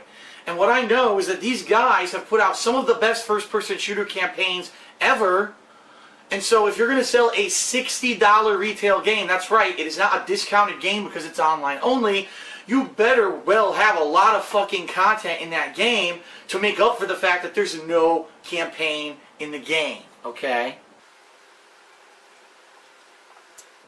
Now, Titanfall, funny enough, does have a campaign, but it's not a real campaign. In fact, it's almost as if they put this in the game because they were really worried that if they didn't put something in the game called a campaign, that people would say, I'm not paying $60 for a game with no campaign. And so what it is an online required set of matches. It's nine matches for the IMC, which is kind of like the villains, the government, and 9 matches for the militia, who are kind of like the heroes, the rebels rebelling against this oppressive government. And you have to play through them online, and you play with other people. As you're playing them, story narrative happens. Like you might hear audio commentary or radio chatter between main characters, like the leader of the government versus the leader of the rebels. And during and beginning at the end of these matches, you'll see little cutscenes of the characters. So really what they've done, they took 9 matches of multiplayer on both sides of the coin, depending on what team you get selected for, that you have to play through. And no matter if you win or lose, you pass the campaign. So you could be the worst player on the planet, and you could lose 9 matches in a row, and you complete the campaign of Titanfall for one side. I know, right? Basically, the campaign is a joke. And it's a shame because they mandatorily make you play it in order to unlock all the mechs in the game. So it's easily the worst part of the game, and you're forced to play it.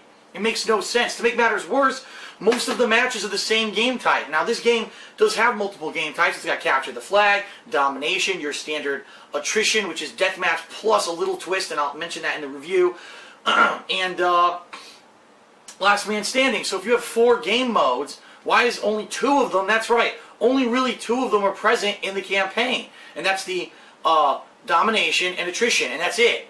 The other ones don't exist in the campaign.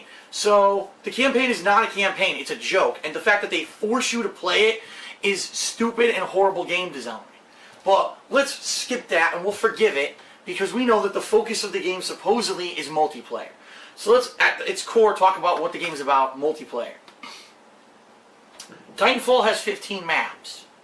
That's just a big statement right there. And the reason that's a big statement is because for $60, do you feel that 15 maps is enough to warrant your purchase? Do you feel that each map in Titanfall is worth $4? Okay? That's going to be your call to make. Because a lot of people might say, well, no, I don't think so. Now keep in mind there have been other FPS games out there that don't have 15 maps at launch, but those games also have a campaign. This game does not. And that's what you have to factor into this decision. Okay? So, 15 maps and 4 game modes, which I've already mentioned. Problem number 1. Did you notice that when I mentioned the game modes, capture the flag, domination, last man standing, and attrition, 3 out of the 4 even have the same name of the standard FPS game types that you've always played. So 3 of the 4 game types are plain vanilla what you've played in other FPS games before, except that instead of just running and gunning like Call of Duty, now you can do parkour and you have a mech that you can summon. Okay? And so, again, you maybe say, I don't care, I like those game types, fine. But if you're looking for originality here, there's not a lot of it. And that's one of my major points in this review. There's not a lot of originality in this game. A lot of the things that you do as you play this game, you say, I feel like I'm playing a different game. I feel like I'm playing Call of Duty right now, or I feel like I'm playing Hawken right now when I'm in the mech, or Mech Warrior, or whatever. You feel like you're playing a mishmash of other game types that were put together, but they don't really feel like they're fluid, and they don't really feel like they're definitely any kind of a whole. Let's put it that way. Titanfall is only 6-on-6 gameplay. I'm going to say that again. Titanfall is only 6-on-6 gameplay. There's only 12 players in a multiplayer match, and this was a huge source of controversy a few weeks back when this was leaked. People were like, really? It's supposed to be like a system seller, the next-gen FPS game, and it only has 12 players? Then it was announced, especially when the beta or the demo came out, it's because there's a bunch of AI-controlled characters in the game. Now, you're not going to have AI-controlled, real fighters with mechs. No. It's little ground troops, and you got little grunts, which are probably the worst shots on the planet. You'll barely ever take damage from them. They just stand there and stare at you, as you shoot them. And there's ones called Spectres, which are guys who have, like, camo, and they have more body armor, and it takes more shots to kill them. But again, even then, they're not much of a threat, and they barely ever kill you. But they're there simply to be point generators for this attrition mode. As you're playing this mode, your goal is twofold. To get kills on the human opponents, but also to get kills on the AI-controlled opponents, because if you kill multiple ones in a row, you get bonus points for your team. Attrition isn't just a kill-death ratio, it's points accumulated total. So whatever team wins a certain point threshold, they're the ones that win the match, not necessarily one team got 50 kills and one got 47, so you hit the 50 kill limit, okay? Excuse me. But in reality, do you really want to spend an entire match running around the map killing AI-controlled opponents that suck? And the answer is no. And in fact, when you kill these guys, it feels empty because they don't put up a fight. They just stand there and get mowed the fuck down. A lot of the times, it's annoying because you can't tell who the human-controlled guys are and who the grunts are. So, oh god, there's a guy, shoot him.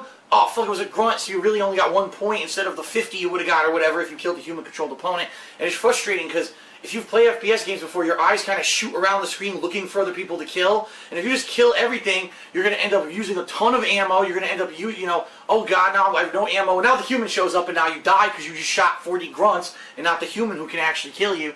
And it's just weird. It doesn't seem like it's anything that adds to the game. In fact, it to me seems like more of a distraction to have all these stupid little AI-controlled dudes in the game. It's really annoying.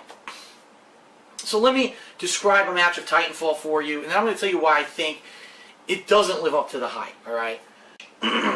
Okay? On the Xbox One, it does run at 60 frames per second sometimes. It does chop up a lot if there's a lot going on. So if you're in a mech and you're fighting another mech in front of you, don't be surprised if the frame rate drops to 30 frames per second or lower in certain cases. Sometimes when a mech blows up, that's it. Your whole game just chops up until the mech is gone, and then it'll like kind of refresh, and then you'll be able to see again. There's a lot of screen tearing in this game, and playing on the Xbox One is supposed to be the next-gen version, the system seller. I don't want to see screen tearing in my game, I'm sorry. Now, I know that these next-gen titles, in fact, I just played Thief on PS4, and that also had the same issue. I understand that.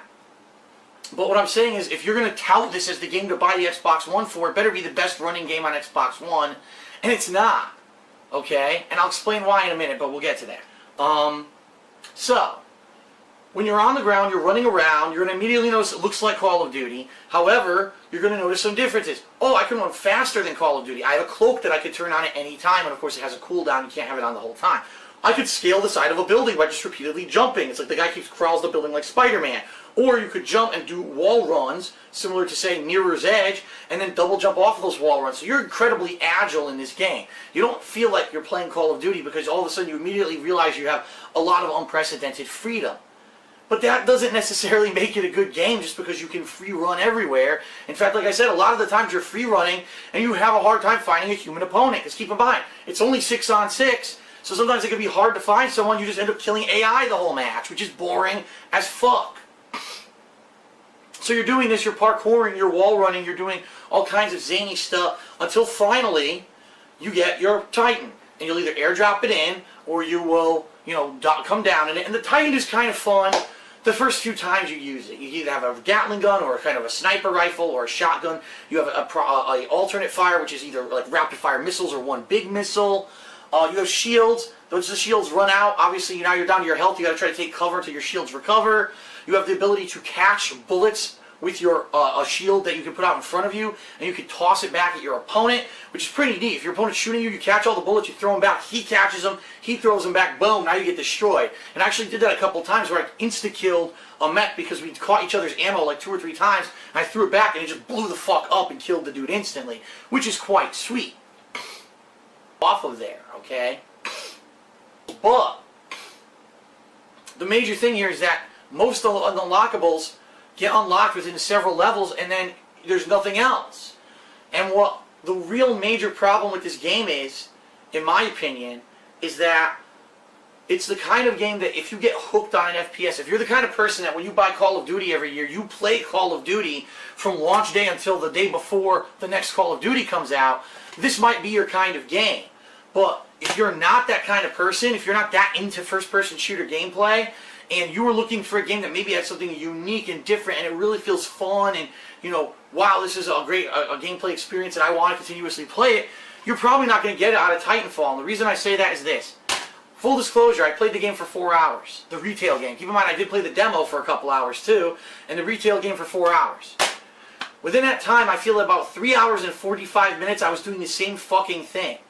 You start running and gunning. Oh, you're going to do some parkour, try to sneak up on people with stealth. Oh, here goes my Titan jump into Titan. Now you've got Titan duels. Okay. Oh, Titan's going. Okay, run around. And it feels like you're doing the same exact gameplay over and over and over because you are. Unlike other FPS games, for example, Battlefield 4. Battlefield 4 on Next Gen was unique because you had 64 players on a console for the first time ever, creating unique situations in firefights you've never seen before. You had a wide variety of vehicles that you could drive, which you make, wow, I could fly a plane, I could drive a Jeep, I could have a tank, and it's all varied gameplay that makes the game incredibly diverse. There were interactive things that blew up buildings you could knock down and shit. There was a ton of interactive stuff in Battlefield 4. That felt, to me, like a step forward for the first-person shooter genre.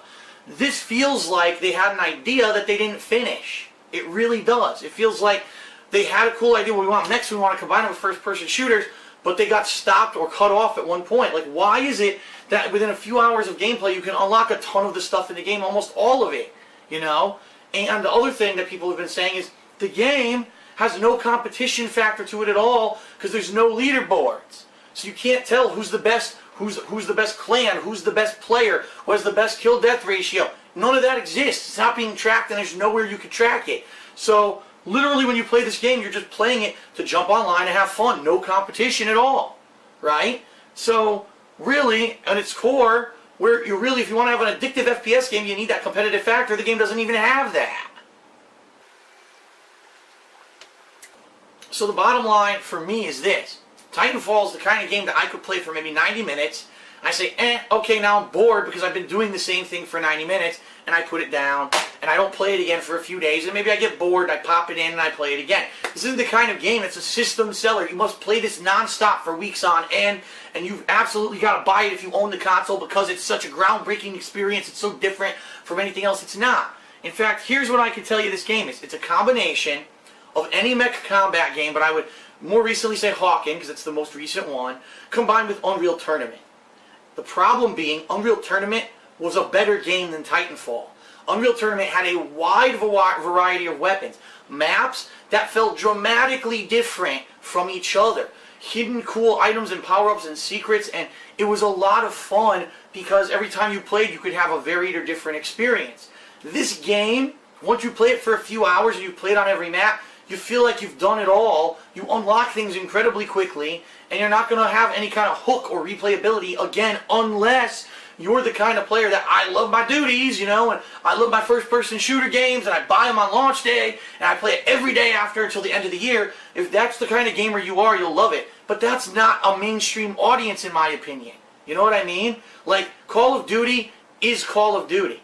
Call of Duty now is, you know, there's no common person that plays it. It's more like it has its own huge, dedicated fan base, and no matter what they put into a game every year, someone's going to buy Call of Duty, okay? Titanfall's a new gamut, a new gamble, and really this was their chance to establish themselves as a franchise and say, listen, we really want to jump into the first-person shooter competitive ring, and here's how we're unique and we're different from those other guys. And really the only thing I can tell you that they're unique is that they have mechs combined with parkour and first-person shooter. So basically they take a couple of things from other genres and slap it together, and here's Titanfall. That's not unique or fun to me. That's just my personal opinion. I played this game for about 90 minutes and I fucking start falling asleep. That literally happened to me yesterday. I played the game for 90 minutes, or actually I take it back, it was 2 days ago, and I started to like, my eyes were like, I wasn't hooked. I'm not impressed. And I think that they could have done a better job, especially, again, these are the guys between Call of Duty 4 and Modern Warfare 2. Those games had a better upgrade unlock system over time. Those games had excellent campaigns that were paired in with the competitive multiplayer, and it had competition because it had world leaderboards and things like that. All these things are lacking from Titanfall. So tell me, how is this a $60 system seller? And the thing that really gets me now is Microsoft is so convinced that this game is a system seller, they're packaging it in with the Xbox One for free. So people like me who bought the Xbox One in November basically got screwed because we all had to buy this game. Anyone who buys an Xbox One now gets this for free. It's, you know, $500 for the console and this game. But I don't think that's even a big deal. I don't think this is a reason to buy the console. I could see this as a game that on the side, okay, I bought the console for this game, and this game, and this is a fun game that I play from time to time with my friends. We jump into a six-man party, and we jump online, and we dick around, and we have fun. But there's no leaderboard, so there's no real competitive aspect, so we don't care. And so, you know, it is what it is. We just have fun with it every once in a while. This is not a system seller. Microsoft, you're idiots if you think this is a system seller. It's not. And I said this week, and I'm going to say it again, because the last thing I absolutely hate is review scores on Metacritic and who's playing what. So, oh my god, so review scores on Metacritic, there's a bunch of people who rated this game a 9 and a 10 out of 10. I shit you not. People are saying that a $60 game with no campaign, only 15 maps, and every time you play it, it feels the fucking same, is 10 out of 10. Those people are fucking fanboys who are so hooked on the first-person shooter genre, they can't realize that there's an immense lack of value in this game as a $60 release, okay? But Metacritic says it, right? Metacritic says it's like an 8 or 9, so it must be good. And the other thing that gets me, my god, I'm watching this popular YouTuber or this popular streamer, and this is, Titanfall's all they played this week. And every time they play, it's like they're orgasming in their pants, because they're saying it's the best game they've ever played, and it's so good. It's time to wise up, alright? There are people out there who play games for fun, and there are people out there who play games for money. There's a certain number of people right now who are playing this game because Microsoft contacted them and said, if you play this game all week, we'll give you a CPM boost on your videos on YouTube, and if you stream it, we'll give you a certain amount of money if you stream it all week, and this is all you stream to help promote our game. I would find it few and far between people who say, I'm going to play Titanfall for a week straight, because the game would become incredibly boring if this is all you played for a week straight. That's my opinion on Titanfall. So really, what I have to do when I review this game now is that I have to be fair and honest. I have to judge it against other games that I played recently, okay? And I really have to say this game does not innovate at all. There's nothing that I've done in Titanfall that I can say I've never done in another first-person shooter before. All it does is take conventions from other games and slap them together. for a next-gen game, the graphics have issues. There's screen tearing. There's, as I said, frame rate drops. This is the next gen. This is the system seller. You shouldn't have that, okay? There's no campaign at all. It's incredibly repetitive and boring. After you play it for an hour and a half to 2 hours, you're going to get bored. Unless you're, again, like I said, there may be a social aspect where you team up with 5 of your friends. Maybe you'll add a little bit more to it. If you're not doing that, who the hell would want to play this game? Titanfall, in my opinion, is the perfect example of an overhyped, over-marketed, over-exaggerated game that people are trying to push down your throat and say, buy a console for this. This is a skip. This game, you are missing nothing. If you never play Titanfall on the Xbox One, the PC, or the Xbox 360, you've missed nothing. Now compare that again to Battlefield 4 with its destructible environment, 64-player multiplayer, and a variety of vehicles and amazing graphics. That's a game you missed out on if you didn't play it. This one you could fucking sleep through and you're not going to care. That's my point that I'm trying to make in this review. This is not a groundbreaking game, a must-buy game by any means.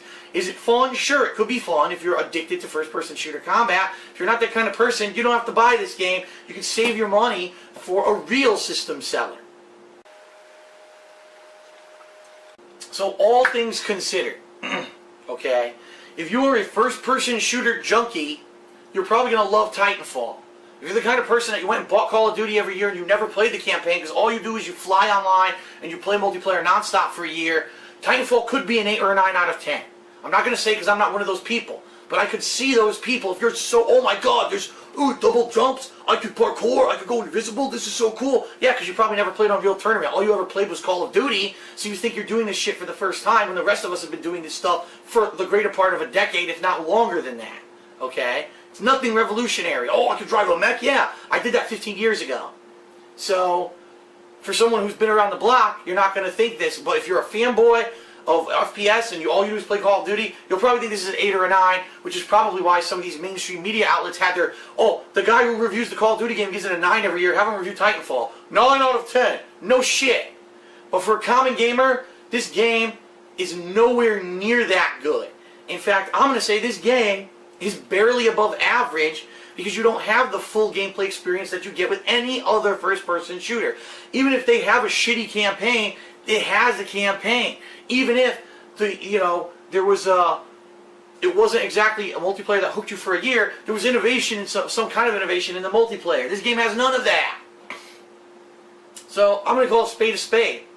And people are going to be pissed. And people are going to be hissy and rip their shirts off and get all pissed off. Darkseid Phil, how dare he take this game that is the best FPS game ever? No, it's not. It's it's very far from the best FPS game ever. From a gamer's perspective who's not an FPS fanboy, it's not even a very good game. I give Titanfall on the Xbox One, that's right, I give it a 6.75 out of 10. I'm not saying it's awful, no. But I'm saying it's quite literally a skip. If you don't love first-person shooters and get addicted to them and play them, forget it. Seriously. And just move on, save your $60 until Microsoft finally gets a real system seller for the Xbox One. If you were thinking of buying an Xbox One for this game, fuck no. Because here's what I can tell you right now. Now, I don't know, because I haven't played it yet, but Infamous Second Son comes out next week. I mean, you played Infamous 1 and 2, right? They were amazing games. This one's probably going to be on par. Why would you rush out and buy another console to play a repetitive, multiplayer-only game where you're going to get a game with cool characters, a great story, great graphics, amazing narrative, collectibles, replayability, you know what I mean? And you know that's right around the corner. Why would you rush out and buy this? I don't get it. You know? And the bottom line is this, and I shit you not, I'm not exaggerating at all, and I'm not trying to over-dramatize this review. I'm probably trading in Titanfall this week to pick up Metal Gear Solid 5 and then later in the week, Infamous Second Son. Because I don't want to play this anymore. I played it twice, I'm bored already, I've seen all the maps, and every time I play it I want to fall asleep. So, Titanfall is a snooze. It really is. It's a skip. I say don't get it. And definitely, by God, do not buy an Xbox One just for that game, because you're basically wasting your own money. Wait for a real reason to buy the Xbox One, which hopefully will be coming out later this year. Maybe there'll be a Halo, Gears of War, whatever it is, whatever Microsoft only franchise it ends up being. This ain't it. Skip this fucker. All right. Thanks for watching the Hateful Truth review. I hope that you found it was maximum bullshit, minimum bullshit, regardless of the fact that I may not agree with the mainstream, because guess what? No one sent me this to say anything. And that's it. Thanks, and I'll see you next time on another edition of the Hateful Truth Game Review Series. Peace out. Maximum bullshit and minimum truth regarding the latest video game releases, and today I'm excited. I get to review the very first Xbox One game that I've ever reviewed, alright? And it's interesting because this is one you're going to want to pay attention to, especially if you are thinking of purchasing an Xbox One, if maybe you asked for it for Christmas and you're not sure what games you're going to get for it yet. This is one you're going to want to pay attention to. But it's not going to be a very long review, and I'll tell you why. The game we're reviewing today is Ryse, Son of Rome. This was the game that they showed off at E3, and people were like, it looks kind of interesting. It's some kind of a Roman soldier, and it looks like there may be some kind of combat similar to maybe God of War, or maybe Devil May Cry, or something like that, but it looks less complex. But it also looks like there's cool platforming segments. I wonder what this is going to be, but if anything, the thing that really blew everyone away at E3 were the graphics of the game. The game itself looked gorgeous, and even the cutscenes, everything looked, the mouths were moving to the dialogue perfectly, super hyper detailed, looked really realistic. So you might say to yourself, okay, but how does that translate into a game? Well, here we go. The gameplay of Ryse is really what we need to focus on in this review, because unfortunately the gameplay of Ryse is one of the most simplistic things I've ever seen in my life.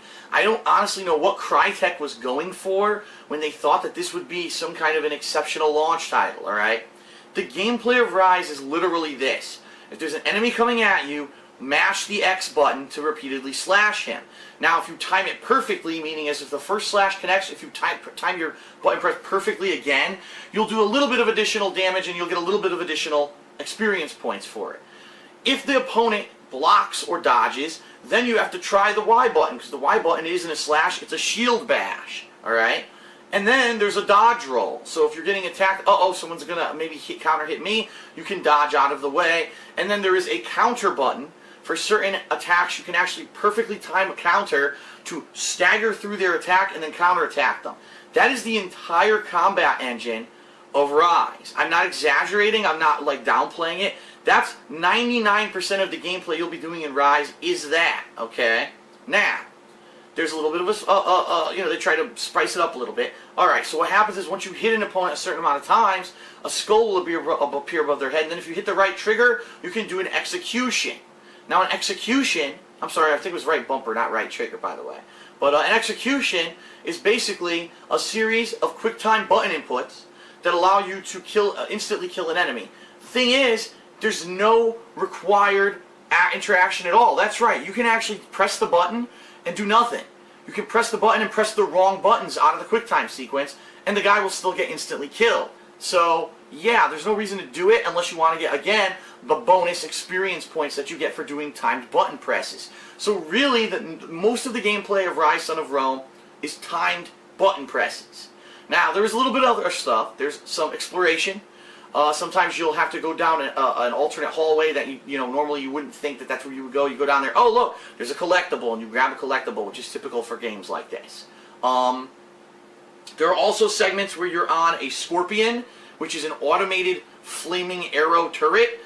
They're few and far between. When they happen, they're not very interesting. You've done stuff like this before. The on-rail shooter portion of the games, it's not very interesting, and it's not original.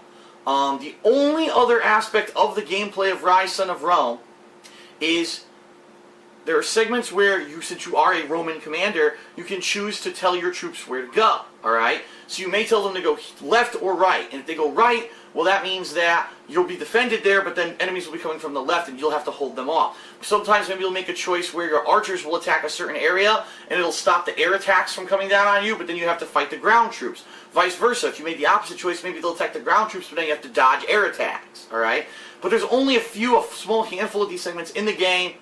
It would have been great if this was like a bigger part of the game and it was really important. It's not. It's not important at all. It's just kind of the guise of, oh, you're making an important decision, when in reality it's not. It's just a short segment. It's going to go right back to the repetitive button pressing combat in a second. Now, there is projectile combat as well, but it's very limited. There's spears that you will find during the game that you can use your triggers, just like any third-person shooter, to aim and chuck a spear at someone. Usually you can instantly kill them if you time it properly. And of course there's a dodging element. If you're fighting a bunch of archers and they're all shooting arrows at you, you're going to dodge around, grab a spear, chuck in between the arrowheads, then dodge again.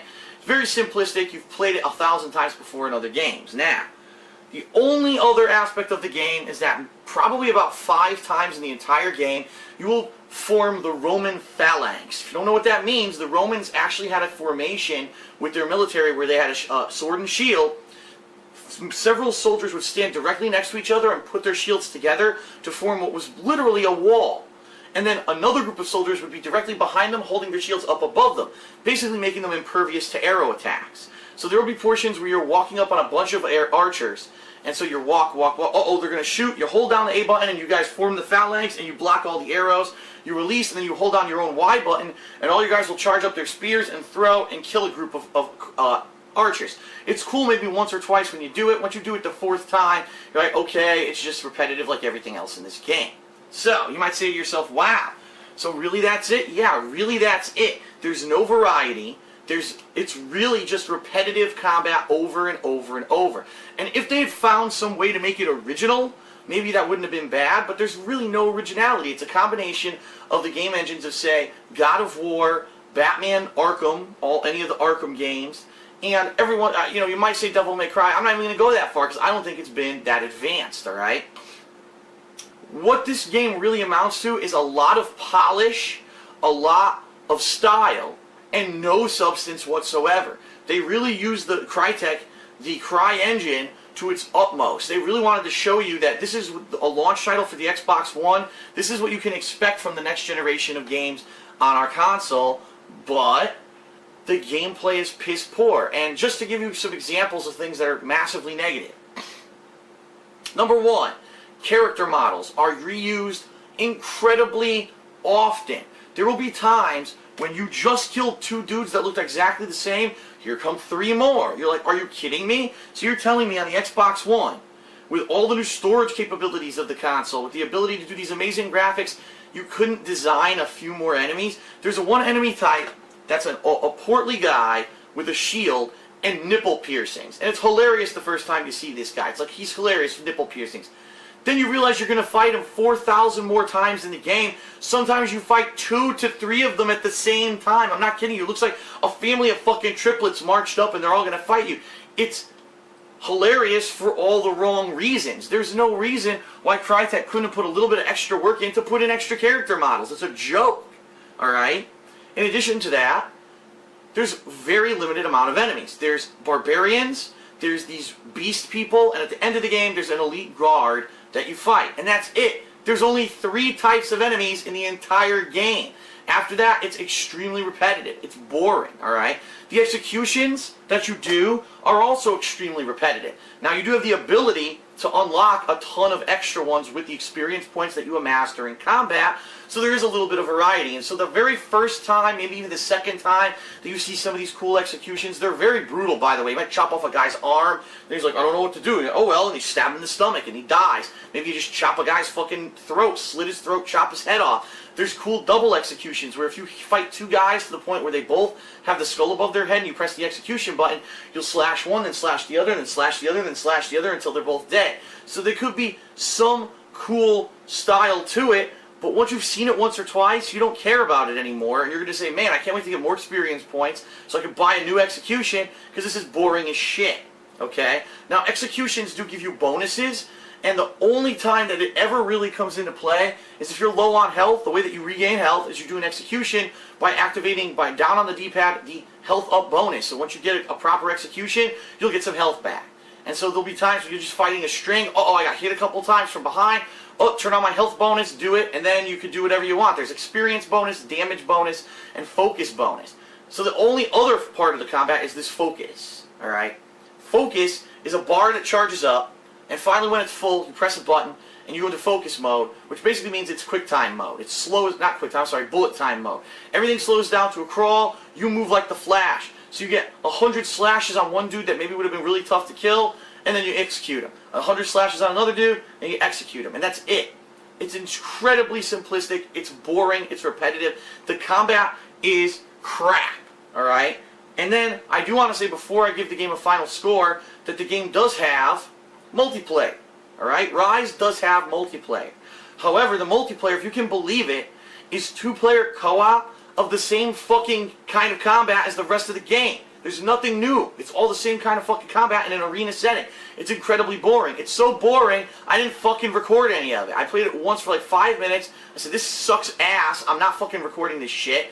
It's garbage. The multiplayer is completely tacked on, not needed, and you can tell they did it to say, oh, there's additional game content, when in reality there's not. It's the same fucking boring combat in an arena that doesn't count. Alright? So Ryse, Son of Rome, the final insult of this game. Keep in mind, this is a $60 launch title for the Xbox One. It's not some kind of discounted title. It's a full retail game. The final insult, out of all the repetitive combat, the fact that there's nothing original, the plot is completely taken from other things. The only real good thing about the game, the amazing graphics, the presentation, okay? The game's only 5 hours long. That's right. 5 hours for $60 of the most boring, repetitive gameplay you'll ever experience in a game. You paid more than $10 an hour for this crap. This game, the best way I can describe it is this. There is a saying out there. And the saying goes like this. You can't polish a turd. Alright? No matter what a turd is, you cannot polish it. It's going to still look like a turd. Alright? Ryse, Son of Rome is the exception to this case. Because in this case, Ryse, Son of Rome is an extremely polished turd. The game looks amazing. If you didn't play the game, and you actually watched someone playing the game, you might think it's fun. You might say, wow, this looks good. Look at this, hyper-realistic. Everything looks great. You know, I can't believe how great the graphics are on this game. But that's the only positive. When the graphical presentation is the only positive about your game, you really have to rethink stuff. It's too short. It's extremely repetitive and boring. It does absolutely nothing original whatsoever that hasn't been done in another game before. The plot's repetitive as well and boring and taken from other things. Has a supernatural aspect that makes no fucking sense. It doesn't even belong in there. This game is a ripoff.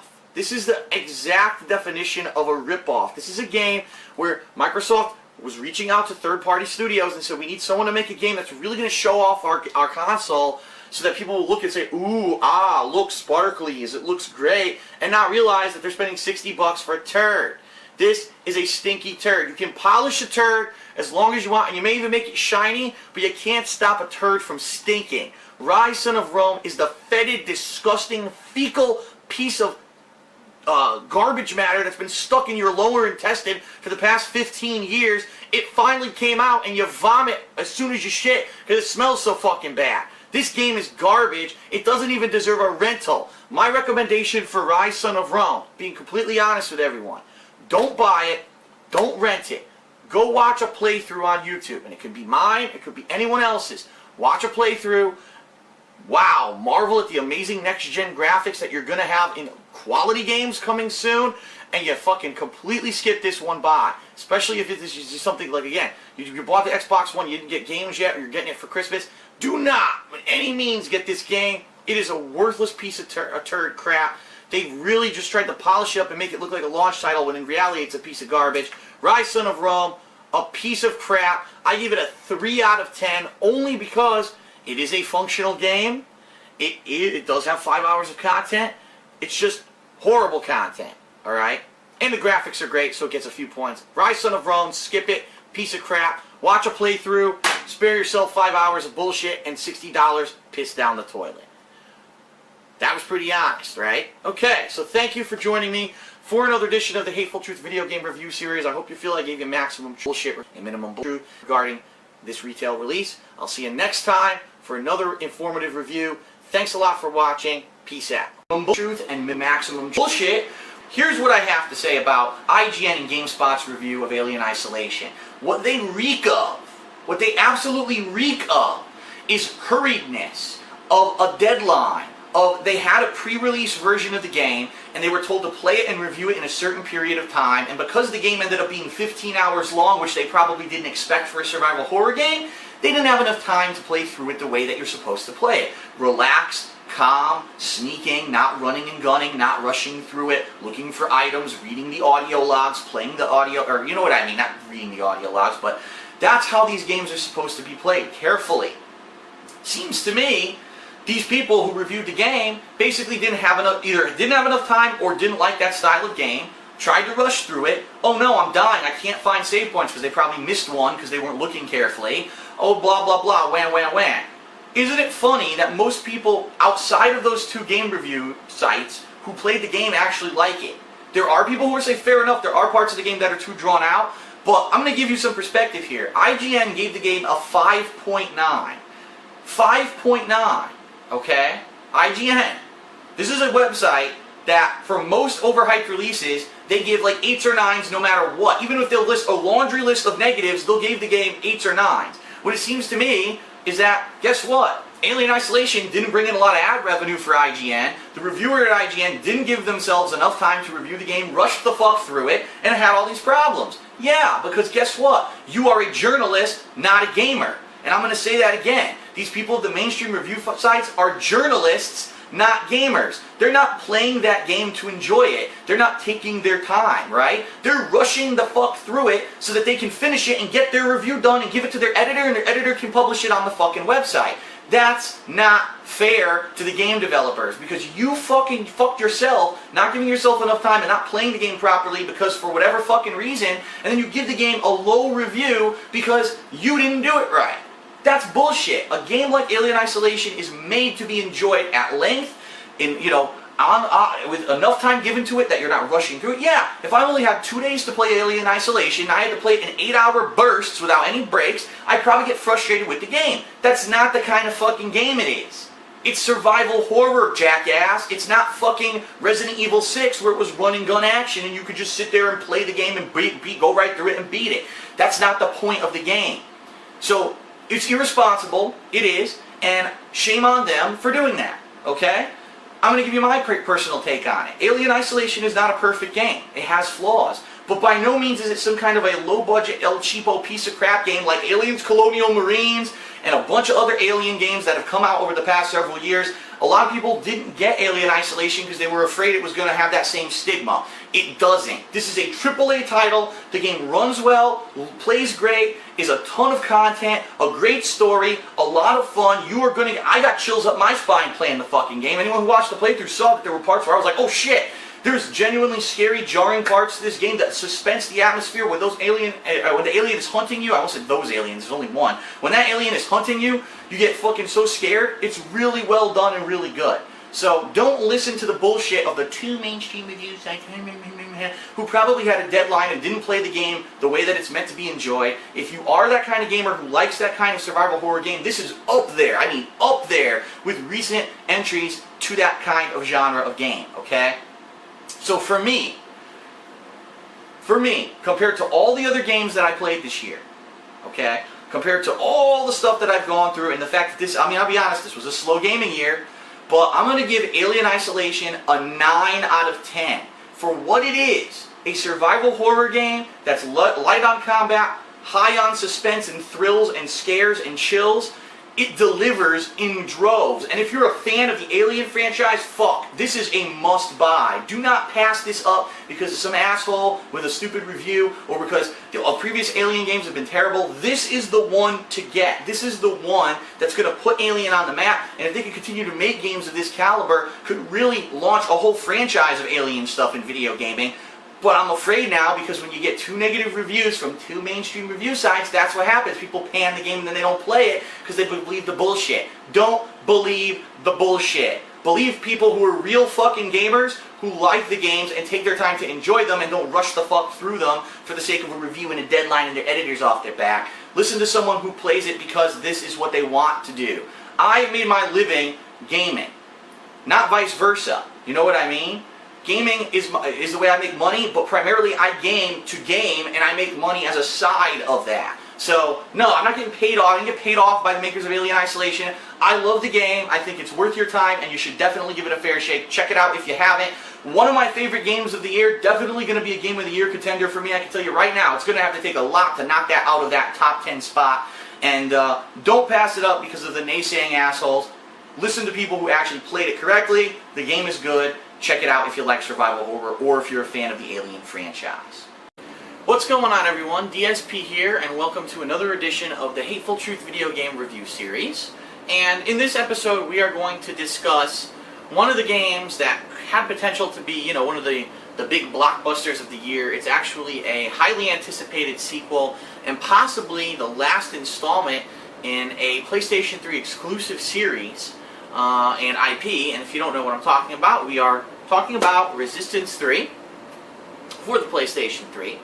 And what we really have to do here is we have to talk about the campaign and then about the multiplayer separately, because honestly they are quite different, and the two, have to kind of be judged differently and then put together to get a final review score for this game, okay? So Resistance 3. And so Resistance 3 is the story of how Joe Capelli decides that he needs to get to New York City after running into the doctor from Resistance 2, and I forget his name, it starts with an M, Molotov, I'm just thinking Molotov cocktail, and that's not it. I wonder if it's actually in the instruction booklet. How much you want to bet it's not? How much you want to bet that it doesn't list his name in here? That'd be pretty funny. Nope, it doesn't. I knew it. It lists nothing about the game at all besides the controls in here. But anyway, so he meets up with the doctor, and the doctor has a hint that when Nathan Hale opened up a wormhole at the end of Resistance 2, that wormhole has some significance. And actually, ever since this has opened up in New York City, this wormhole, a cold snap has been going across the world, and the temperature has been going down significantly to the point where they think there's going to be a world climate change that's going to kill off all the humans. So Joe finally is convinced by the doctor to go to New York and try to destroy the wormhole. And that's pretty much the story of the entire game. So what didn't I like about the campaign? Two things, really, that I didn't like about the campaign. The first thing I didn't like is that there are parts in this game where you will die repeatedly until you figure out the effective way to get past it. And not to say that that's a bad thing per se, but it is a little bit annoying when, okay, you're doing fine, and all of a sudden there's enemies coming from the right, there's enemies coming from the left, there's snipers up here, there's snipers up there, and you're like, how the fuck am I possibly supposed to survive this? Now, this ties in with my second thing I didn't like about the game. I really didn't like the fact that they reverted back to a health bar that doesn't regenerate, and here's why. It's hard in this game to find health a lot of the time, and a lot of the time the health is hard to see because it's just little niblets, I don't even know what they were, containers, flasks, I don't know, of some green yellow shit, and never explain what it is, but when you pick it up, it's health. And you would never have known that unless you just stumble upon it, which is what happened to me. I said, oh, that's health. My health went up when I grabbed that thing. So it's kind of hard if you're in a firefight like that. Let's say you're walking into that firefight with only half health. Now you're trying to figure out, gee, what should I do? Do I attack the ground guys? Do I try to take out the snipers? Or is this a part of the game where I'm supposed to go find cover and maybe have them come in a choke point? And if you're trying to figure it out, you realize you have no health. Next thing you know, you get sniped twice and you're dead.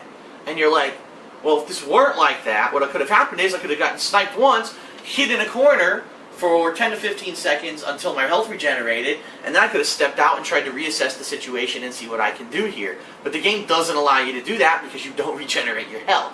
And I think a lot of the times, I'd say in the last act of this game, the last quarter of this game, when it tries to pump up the difficulty, it can get really frustrating for someone, especially someone who's used to regenerating health in this style of game, because you're like, damn, I'm dying and I'm dying and I'm dying, and I just want to figure out how to beat this part.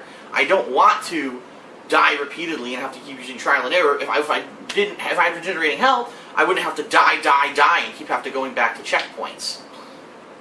And it is a little bit annoying because some of the checkpoints in the game, as is pretty standard for most games these days, aren't exactly the best. They might take you back 3 minutes, but before you killed 30 enemies, you're like, fuck, now I gotta do all that over again and try to, you know, figure out what I'm supposed to do here.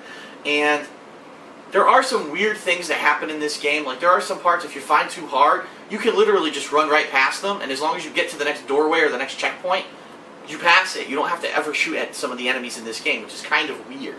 The AI can range from absolutely cruel, meaning snipers that see you and shoot you almost instantly and you're completely fucked, or snipers that come up behind you and you never even see them and kill you almost instantly.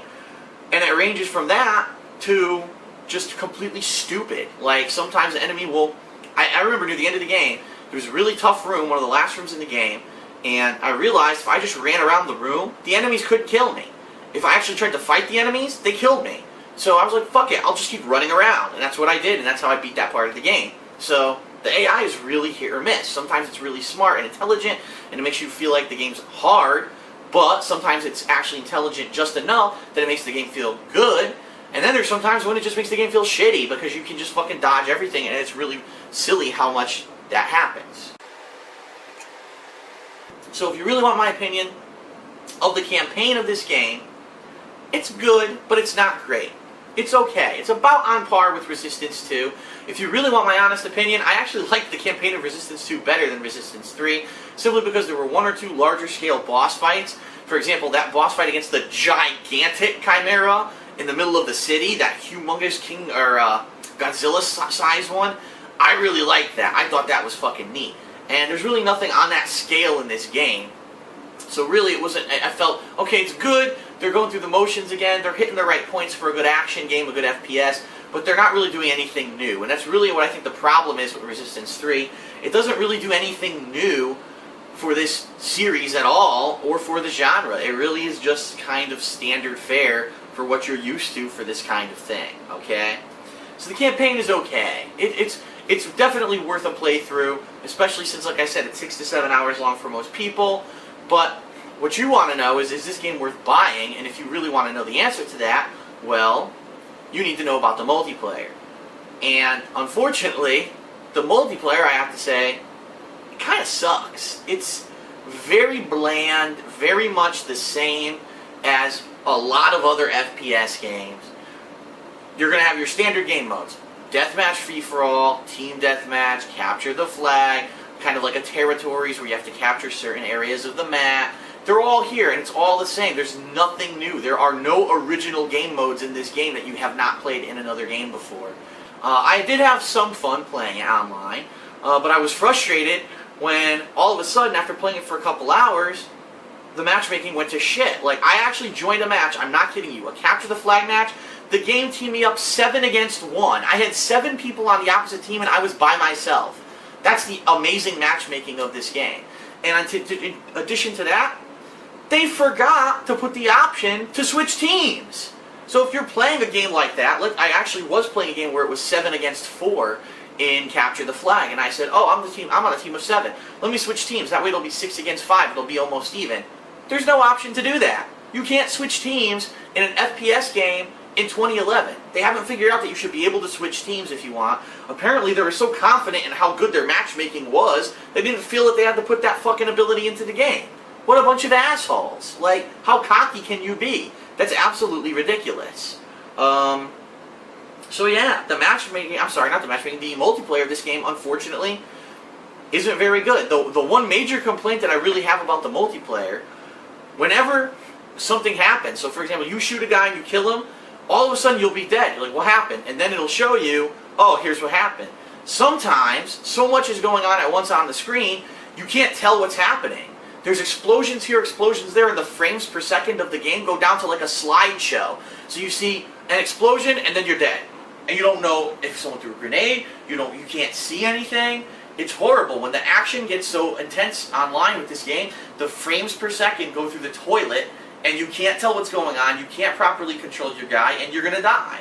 So, for again, a game in 2011, they should know that if the graphics can't be handled at, at the settings that they've set the game, they should have lowered the detail of the graphics. They really should have. They should have said, okay, we can see the frame rate goes to shit whenever there's a big firefight. Let's, fix that. Let's reduce the amount of detail or the amount of shaders or the shadows or whatever they had to do to make it run at a decent frames per second during a fight. They chose not to do that. They just said, push our graphics engine to the max and just let people fucking play it in shitty low frames per second and let them fucking figure it out. And that's pathetic. That's absolutely pathetic.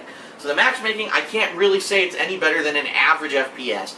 It's okay. The FPS, the frames per second suck during a firefight, but there's nothing new, nothing original, and honestly, it's not even worth buying for that reason. Like, this game, I would say this. I would recommend this as a rental for the campaign only. The campaign is fun, and it's worth playing through at least once. But that's pretty much it. The multiplayer is boring and repetitive, and after playing it for a couple hours, you're going to be bored, and you're not going to want to play it anymore because you're going to say, I've played this 20 times before in other games. There's nothing really original here. And you're going to get frustrated with the matchmaking and with the frames per second when you get into a big firefight. I would say, hey, just rent it and then try the online, the multiplayer, because it's an added bonus. But guess what? Sony decided there would be an online pass to play this game online. So just like Assassin's Creed, just like Call of Duty, just like all these games now that are having these online passes that you need to add in to play the multiplayer, even Resistance 3 is now guilty, and Sony is guilty of doing it. And so you can't play the multiplayer of this game without the code, which means if you rent it, you can't play online. And I'll tell you right now, it's not worth it to pay the $10 or however much it is to unlock the online play if you rent this game. The game is not that good. The online play is not worth spending that much money. So, Resistance 3, to be honest, I'm a little disappointed. I thought that maybe they were going to, for a game that's possibly the end of the series and the trilogy, that they were going to go all out and really do some original things, and there really wasn't much original here. They made some really odd choices, such as having the health bar that you need to find power-ups to fill up again, rather than a regenerating health, which I feel is a step backwards for the series. And the online place kind of sucks. It's boring. It's generic, repetitive. The FPS sucks, and the matchmaking sucks. So it's hard. It sucks. I really thought this was going to be a better game.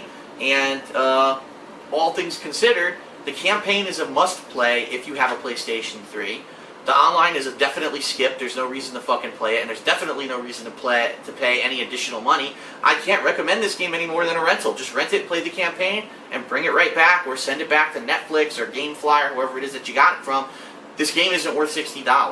The one other thing I do want to say is I opted out of playing this game with the PS Move controls because after attempting Killzone 3 and SOCOM 4 with them and seeing how badly those games control with the Move, I said, fuck that, I'm not going to put myself through that torture again. I'm going to play with my PlayStation DualShock pad, and I never had a problem with the controls of the game. So, once again, I have to reiterate, there's no reason to have motion controls for these games.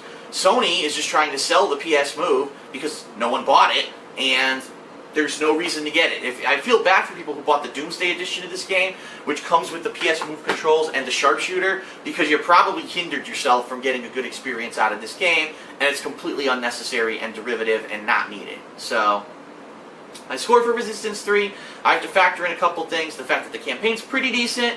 It's definitely better than the average FPS campaign. I mean, just for example, I just played fucking shitty-ass Body Count. That game was balls. It's probably about 10 times better than the campaign of Body Count. And it is actually a better campaign, I'd say, than some of the Halo games I played recently. I liked it better than Halo ODST and Halo Reach. I actually did enjoy the campaign more than those games. So, that being considered, I also have to factor in the fact that the online play is absolutely generic, boring, horrible, and not even worth fucking playing. And, because of those factors, remember, my scale is on 1 to 10, and mine is a very strict scale. My scores mean it. If it's above a 5, it's an above average game. If it's like a 7 or an 8, it's pretty good. If it's a 9 to 10, it's outstanding and it's a must-get. If it's under 5, it's probably shit, okay? I have to give Resistance 3 a 6.5, being completely honest.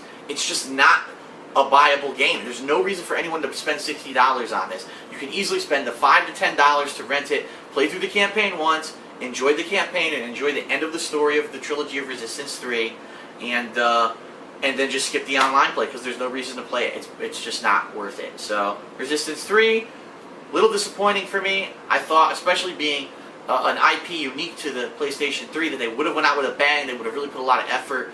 Unfortunately, it does fizzle out a little bit, especially when it comes to the online play. It gets a 6.5. Okay? So that's it for this episode of The Hateful Truth. I hope you found it helpful as always and informative. And I will see you guys next time for another game review. Thanks.